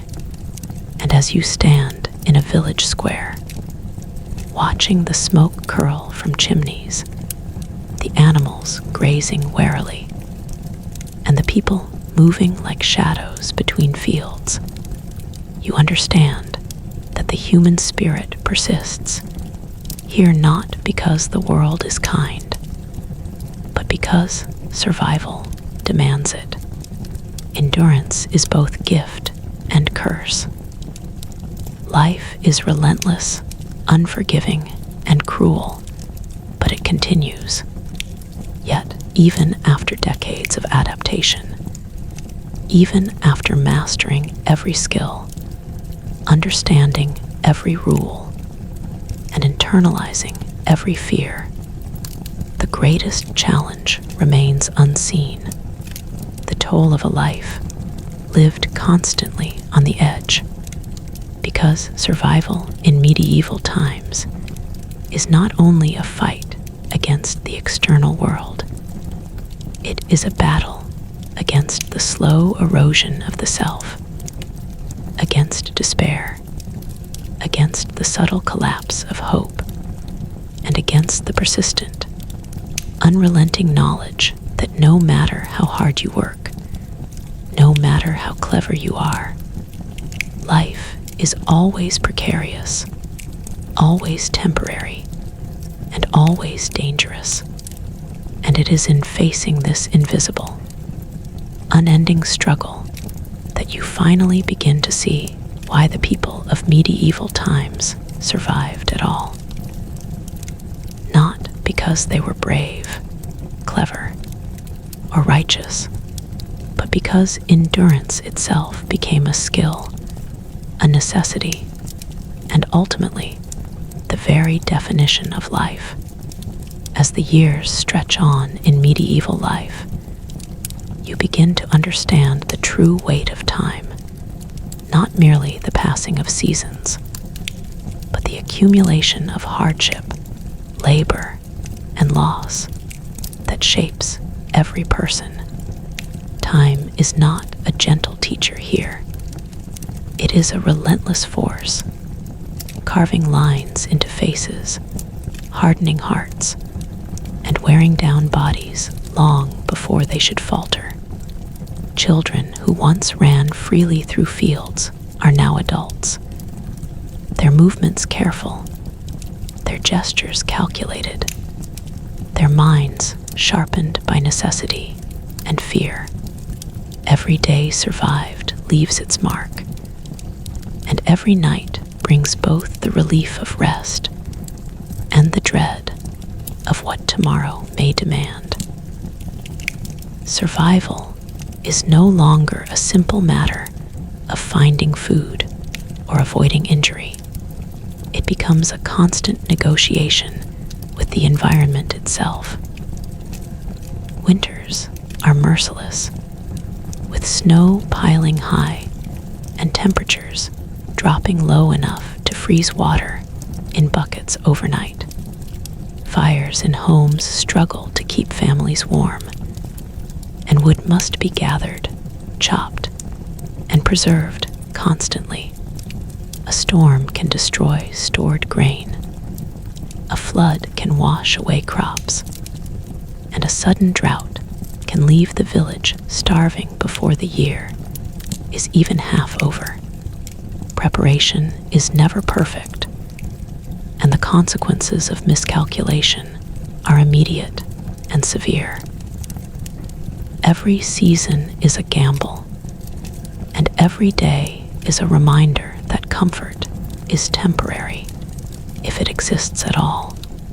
Disease is always near, lurking in the shadows and following the threads of human movement. A simple cough in the marketplace can be the first sign of something far worse. Epidemics sweep through villages, towns, and cities with terrifying efficiency, carrying death to young and old alike. Plague, smallpox, and typhoid show no mercy. Families are torn apart. Parents bury children, children bury parents.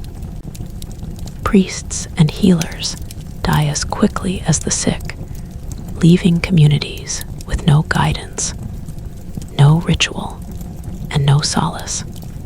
You learn to recognize the signs, to isolate the sick when possible, to hope silently that fate will not touch you next. But hope is fragile, and death waits for those who are careless, unlucky, or simply in the wrong place at the wrong time. And yet, human life is stubborn. Even in the face of relentless adversity, people adapt. They develop skills that seem miraculous to the modern mind. The ability to track weather patterns with subtle signs, to recognize edible plants in wild forests, to mend clothing and tools with precision that preserves them for decades. They carry knowledge accumulated over generations, passing it quietly from parent to child, ensuring that even in a world without formal education, survival is possible. Each person becomes a repository of practical wisdom, a living map of survival techniques honed through experience and necessity. But survival is not only about physical skill, it is psychological.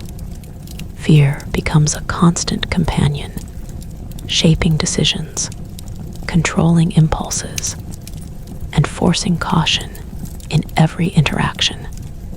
People learn to weigh risks before speaking, to observe before acting, to trust sparingly and carefully. A wrong word, a misjudged gesture, or a moment of naivety can lead to ruin. Social reputation is a currency as valuable as gold. Being perceived as weak, foolish, or disloyal can turn neighbors into enemies. Communities enforce conformity with subtle pressure and sometimes violent action. Loyalty is prized, but often conditional. Trust is earned slowly, and even then, it may not last.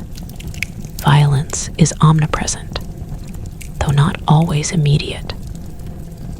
Raids, feuds, and disputes simmer beneath the surface in quiet villages as often as they explode in town squares. Land disputes escalate into bloodshed. A single insult can ignite a years-long vendetta. Punishments are harsh and public, designed to maintain control and instill fear. Hanged bodies, whipping posts, and public floggings are common sights. Witnessing them repeatedly, you learn quickly what to avoid and how to navigate dangerous social waters. The world is unforgiving to mistakes, and even caution cannot eliminate risk entirely. Religion threads through every aspect of life, offering both comfort and control. People pray not only out of faith, but as a practical act of survival. Religious leaders wield influence, often guiding not only spiritual life, but political and social decisions as well. Faith offers explanations for suffering, a framework for morality, and a structured routine in a world that often feels chaotic and cruel. But it is also a tool of enforcement. Heresy, blasphemy, and deviation from accepted norms are punished severely, sometimes with death. Belief is intertwined with survival. It offers structure in a world that otherwise offers none. Amid all this, the smallest acts of humanity stand out starkly. A neighbor sharing bread when they have little. A healer tending to the sick despite the risk of contagion. A mother singing softly to a child in a world filled with noise, danger, and sorrow. These moments are fleeting but unforgettable. They are reminders that even when life is harsh, humanity persists in tiny, fragile gestures. It is these gestures that allow people to endure, not because they make the world safe, but because they make it bearable for a brief instant before the next wave of hardship arrives. And as you observe this, you begin to see how medieval life transforms not just bodies, but minds. The constant pressure shapes thought itself. Planning must be precise. Fear becomes a compass. Decisions that might seem simple or trivial today are calculated with the weight of potential death hanging over them. Emotions are moderated, expressed cautiously, and stored carefully. To overindulge in hope, joy, or grief is dangerous because these feelings can cloud judgment, make one vulnerable, and ultimately threaten survival. By now, it is clear surviving a single day is an achievement. Surviving a decade is a testament to skill, patience, and adaptability. Surviving a lifetime is extraordinary, and yet, despite all the hardships endured, the world keeps pressing forward. Nature remains indifferent. Disease continues to spread. Rulers continue to fight, and humans continue to exploit, betray, and struggle. There is no final triumph here, no lasting reward. Survival itself is the only victory. And in this relentless, unforgiving environment, you realize that medieval life exacts a toll far beyond hunger, illness, and labor. It erodes innocence, reshapes morality, and compresses humanity into a form that prioritizes survival above all else. People are hardened, cautious, and endlessly adaptive. Yet even as they endure, a quiet, persistent fear never leaves them, a fear of losing everything, of being powerless, of dying in a world that gives no guarantees and expects nothing less than constant effort in return. And it is in the weight of this constant effort, this never-ending vigilance, that you finally understand why lasting a day in medieval times is not only a challenge, it is a triumph. But even triumph is temporary, because just beyond the horizon, new dangers wait. The next winter, the next epidemic, the next raid, the next moment when a single mistake can erase everything. And it is that relentless, unceasing pressure that defines medieval life more than anything else, shaping every thought, every action, every breath, and every heartbeat of those who dare to endure it.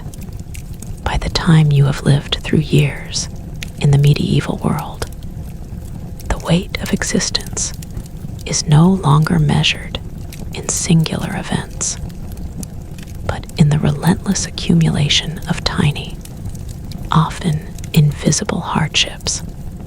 Life is a series of micro-decisions, each carrying consequences that can ripple outward, affecting everything from your health to your reputation to the survival of those around you.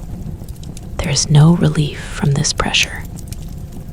Even moments of apparent calm are threaded with tension, because you know that danger, sickness, or misfortune can arrive without warning. Every dawn is a gamble, every step a negotiation with forces seen and unseen.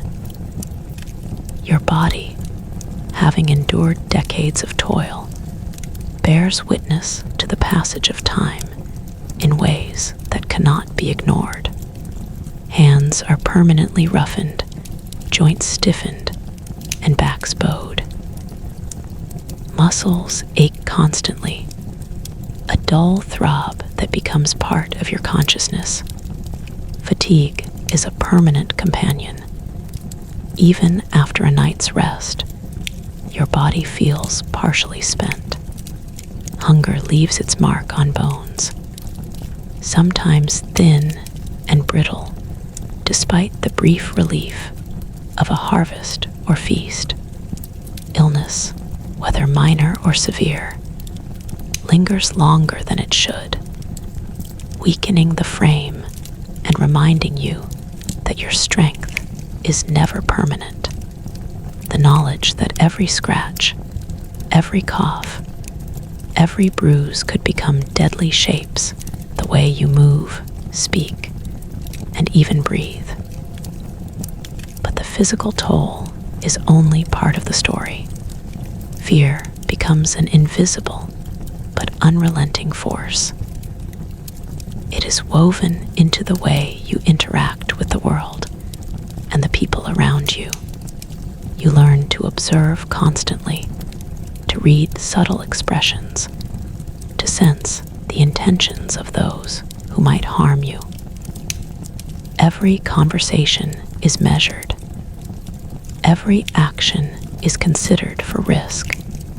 Trust is not freely given, and even the closest allies are weighed carefully for reliability and discretion.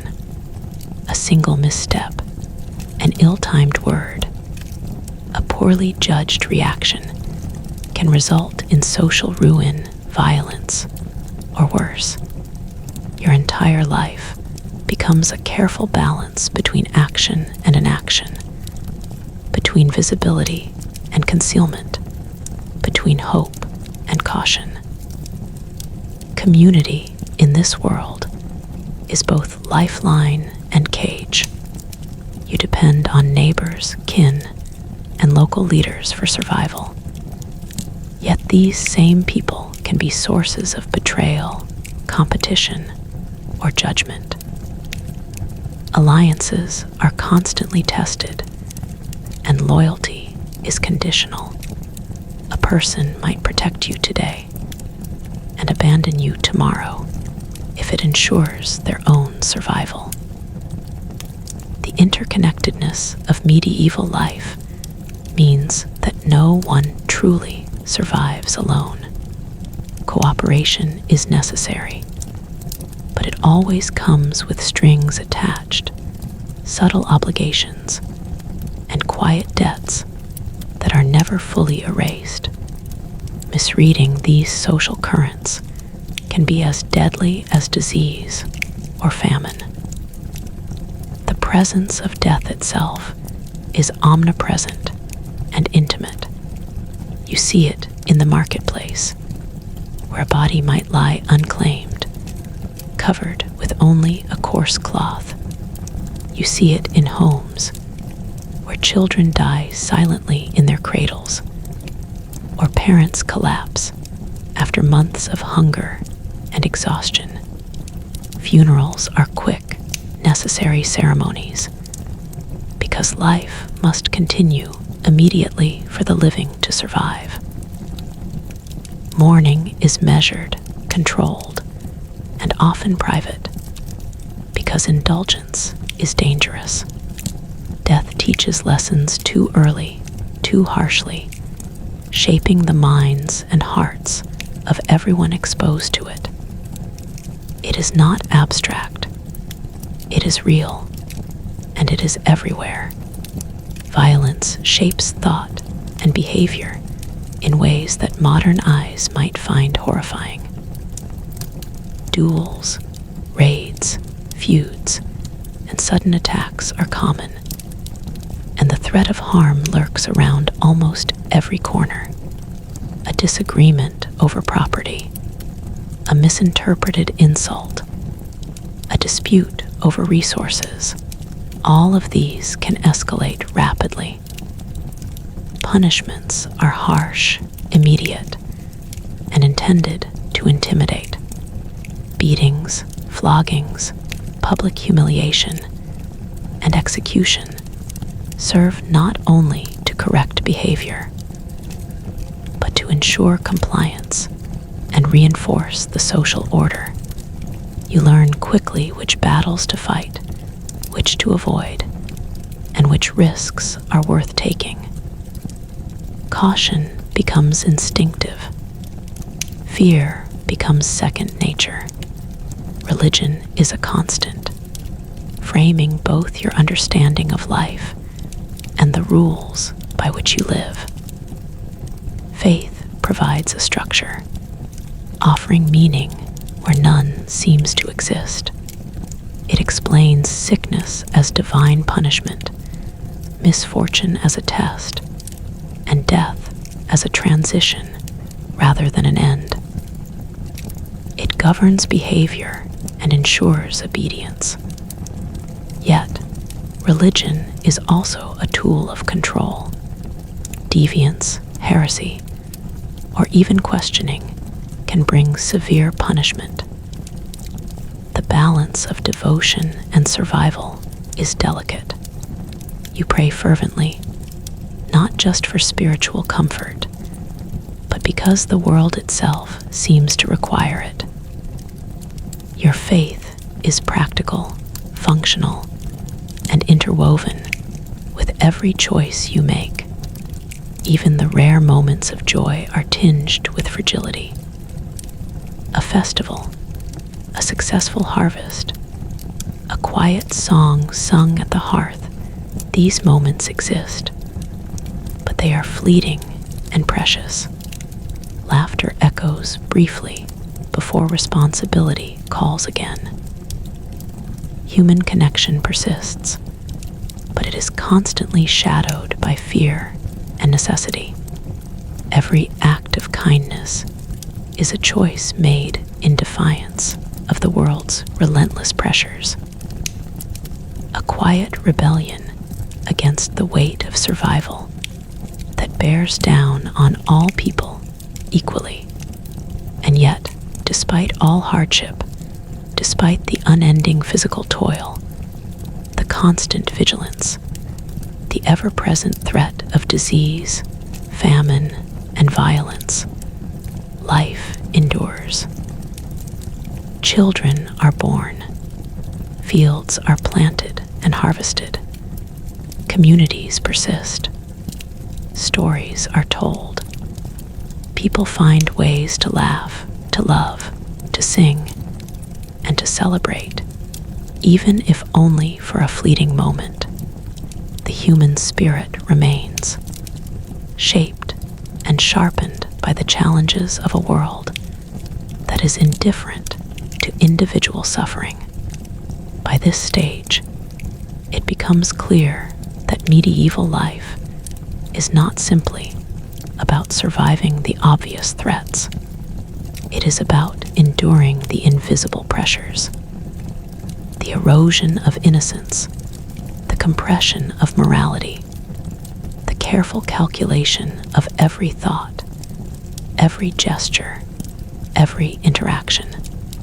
It is about developing a mental resilience that allows one to carry on despite the constant presence of fear, pain, and uncertainty. People who live long lives in this world are not necessarily stronger, richer, or luckier. They are constantly adapting, observing, and negotiating with the forces around them. And yet, as much as people endure, there is an undeniable, quiet horror. The realization that even mastery of survival offers no ultimate freedom. Every day is still subject to chance, to disease, to natural disaster, to the whims of rulers, neighbors, or strangers. No skill, no strength, no courage can shield someone completely from the world's unpredictability. The body will weaken, luck will fail, and time will claim what it will.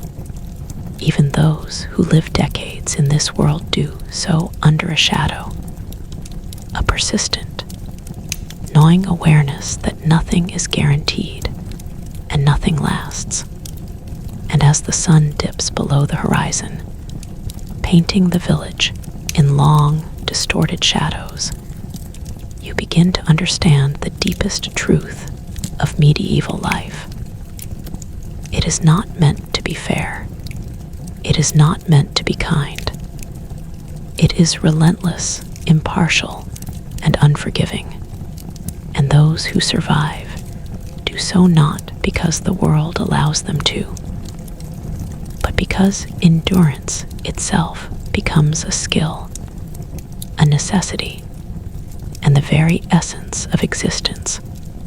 But even as endurance becomes second nature, even as skills, knowledge, and caution accumulate into a fragile shield against chaos, there is still one final, inescapable challenge lurking on the horizon. A challenge not of hunger, disease, or violence, but of spirit. Because surviving physically is one thing, but surviving the slow, crushing erosion of hope, the invisible weight of constant fear, and the gradual hollowing of the self, that is a battle far more difficult than anything the body can endure. And it is this battle, often invisible even to those living it, that will define the final measure of a life in medieval times. By the time you reach the final stages of life in the medieval world, you understand that survival is not merely an act. It is a continuous negotiation with a universe that seems indifferent, if not hostile, to human existence. Decades of toil, of careful calculation, of vigilance and fear have taught you lessons that would seem impossible to someone born into the comforts of modern life. You have learned to read the subtle signs of weather, to sense danger before it strikes, to ration food with precision, to measure words and gestures caution. Yet, despite all this skill, despite all this experience, you realize that control is always limited. Life remains precarious, and each day is a victory won from forces that care nothing for your efforts. The body, which once seemed invincible in youth, now betrays you more openly. Bones ache with a persistent stiffness, joints creak with each movement, and muscles protest even the simplest tasks. Minor injuries, once shrugged off, linger painfully, and infections spread easily in a world without proper medical knowledge. Eyes weaken, making it harder to spot threats, to read the subtle cues of others, or even to tend the work that must still be done. Hands, worn and scarred from decades of labor, shake slightly when holding tools or carrying weight. Even sleep is restless, filled with dreams of lost loved ones, of unharvested fields, of dangers narrowly avoided but never forgotten. Every part of you carries the record of survival, a living map of endurance written on flesh, mind, and spirit. Fear, which once lurked at the edges of consciousness, has become a constant companion. You no longer question it. It is part of how you think, how you plan, how you interact with others. You measure every step, every word, every glance. The marketplace is a place of negotiation, not just for goods, but for safety, for status, for life itself. Disputes over land, inheritance, or honor can erupt into violence at any moment. A misunderstanding, a poorly timed word, a slip of judgment, these are not minor errors. They are potentially fatal. Even in a village where you know everyone, nothing can guarantee safety. The social web is delicate, intertwined with obligations, debts, grudges, and loyalties, each one potentially lethal if mismanaged. And yet, even with all this pressure, life persists. Children grow up, their small hands learning the patterns of labor, their minds absorbing the lessons of vigilance, their spirits shaped by both fear and fleeting moments of joy. Communities adapt, sharing knowledge, resources, and protection when possible. Festivals, songs, and stories punctuate the endless grind, offering brief relief, fleeting glimpses of beauty, and reminders that existence is not entirely cruel. Laughter, even faint, echoes across the fields and streets, a quiet defiance against the weight of the world. Love, care, and kindness persist in gestures that are small but significant. A shared loaf of bread, a whispered prayer, a gentle touch to soothe a frightened child.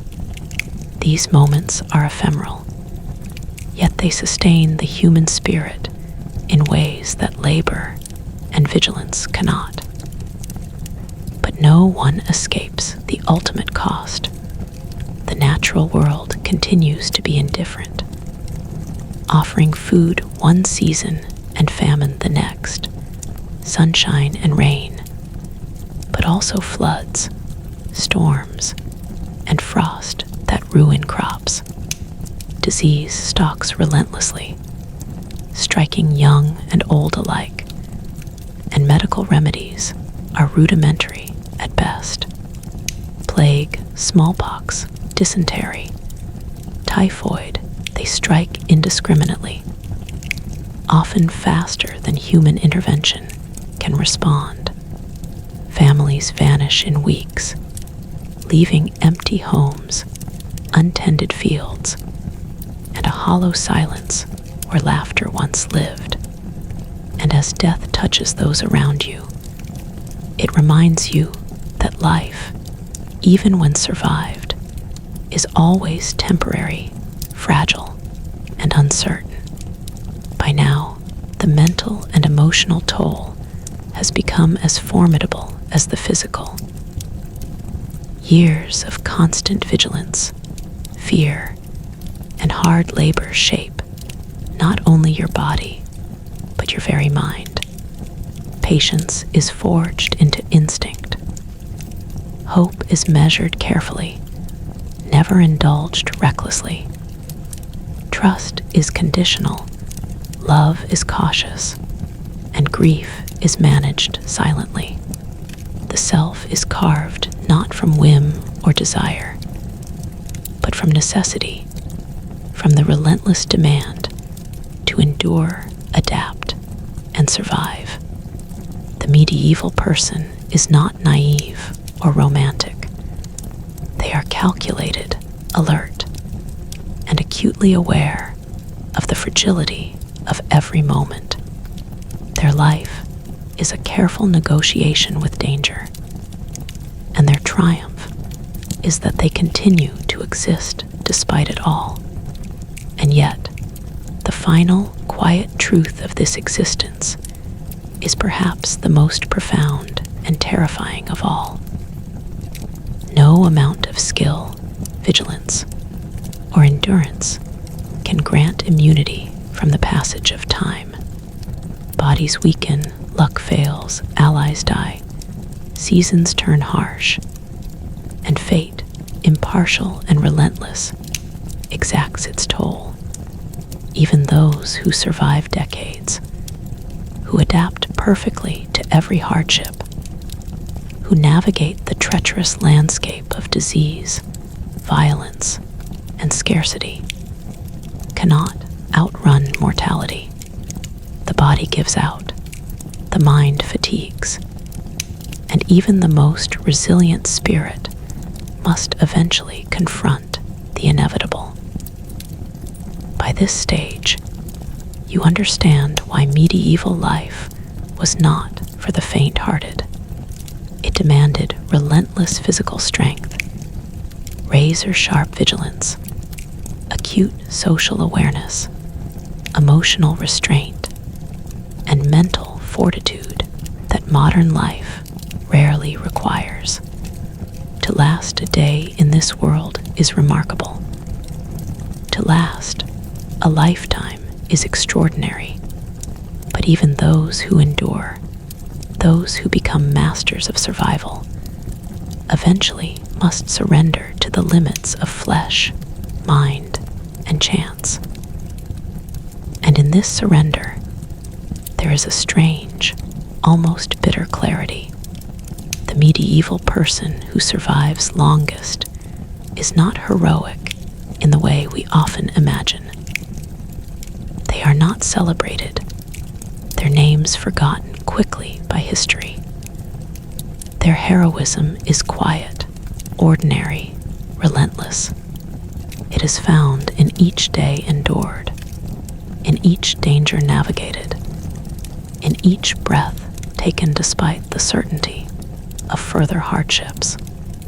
They live without complaint, without the promise of reward, sustained by nothing but resilience, necessity, and a stubborn refusal to yield entirely. As the last light falls over the village, casting long shadows across mud-slick streets, fields, and wooden homes, you see the essence of medieval life distilled. It is hard, unrelenting, unforgiving, and beautiful only in the faint, fragile glimpses of human endurance.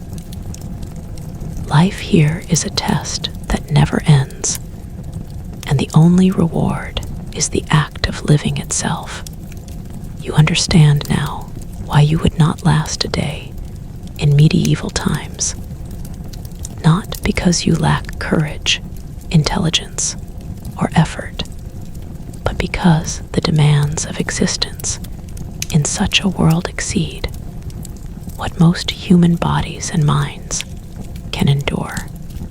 And in that understanding, you feel the weight of centuries pressing down, the invisible lessons of millions who lived, suffered, and died before you.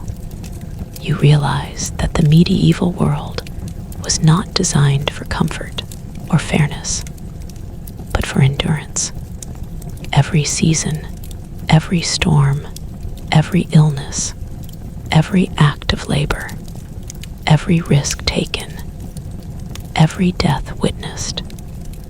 It was all part of the relentless crucible that forged human resilience. So if you think you could survive a single day, imagine living a lifetime in a place where the sun rises not just over fields and homes, but over fear, hunger, disease, and death, and where every day demands everything you have, and yet offers almost nothing in return. This is the world of medieval life, harsh, unyielding, and real. And it is here, in the quiet, relentless, unforgiving rhythm of survival, that you finally understand the truth. Medieval life was not meant to be conquered. It was meant to be endured. And even that endurance is a remarkable victory.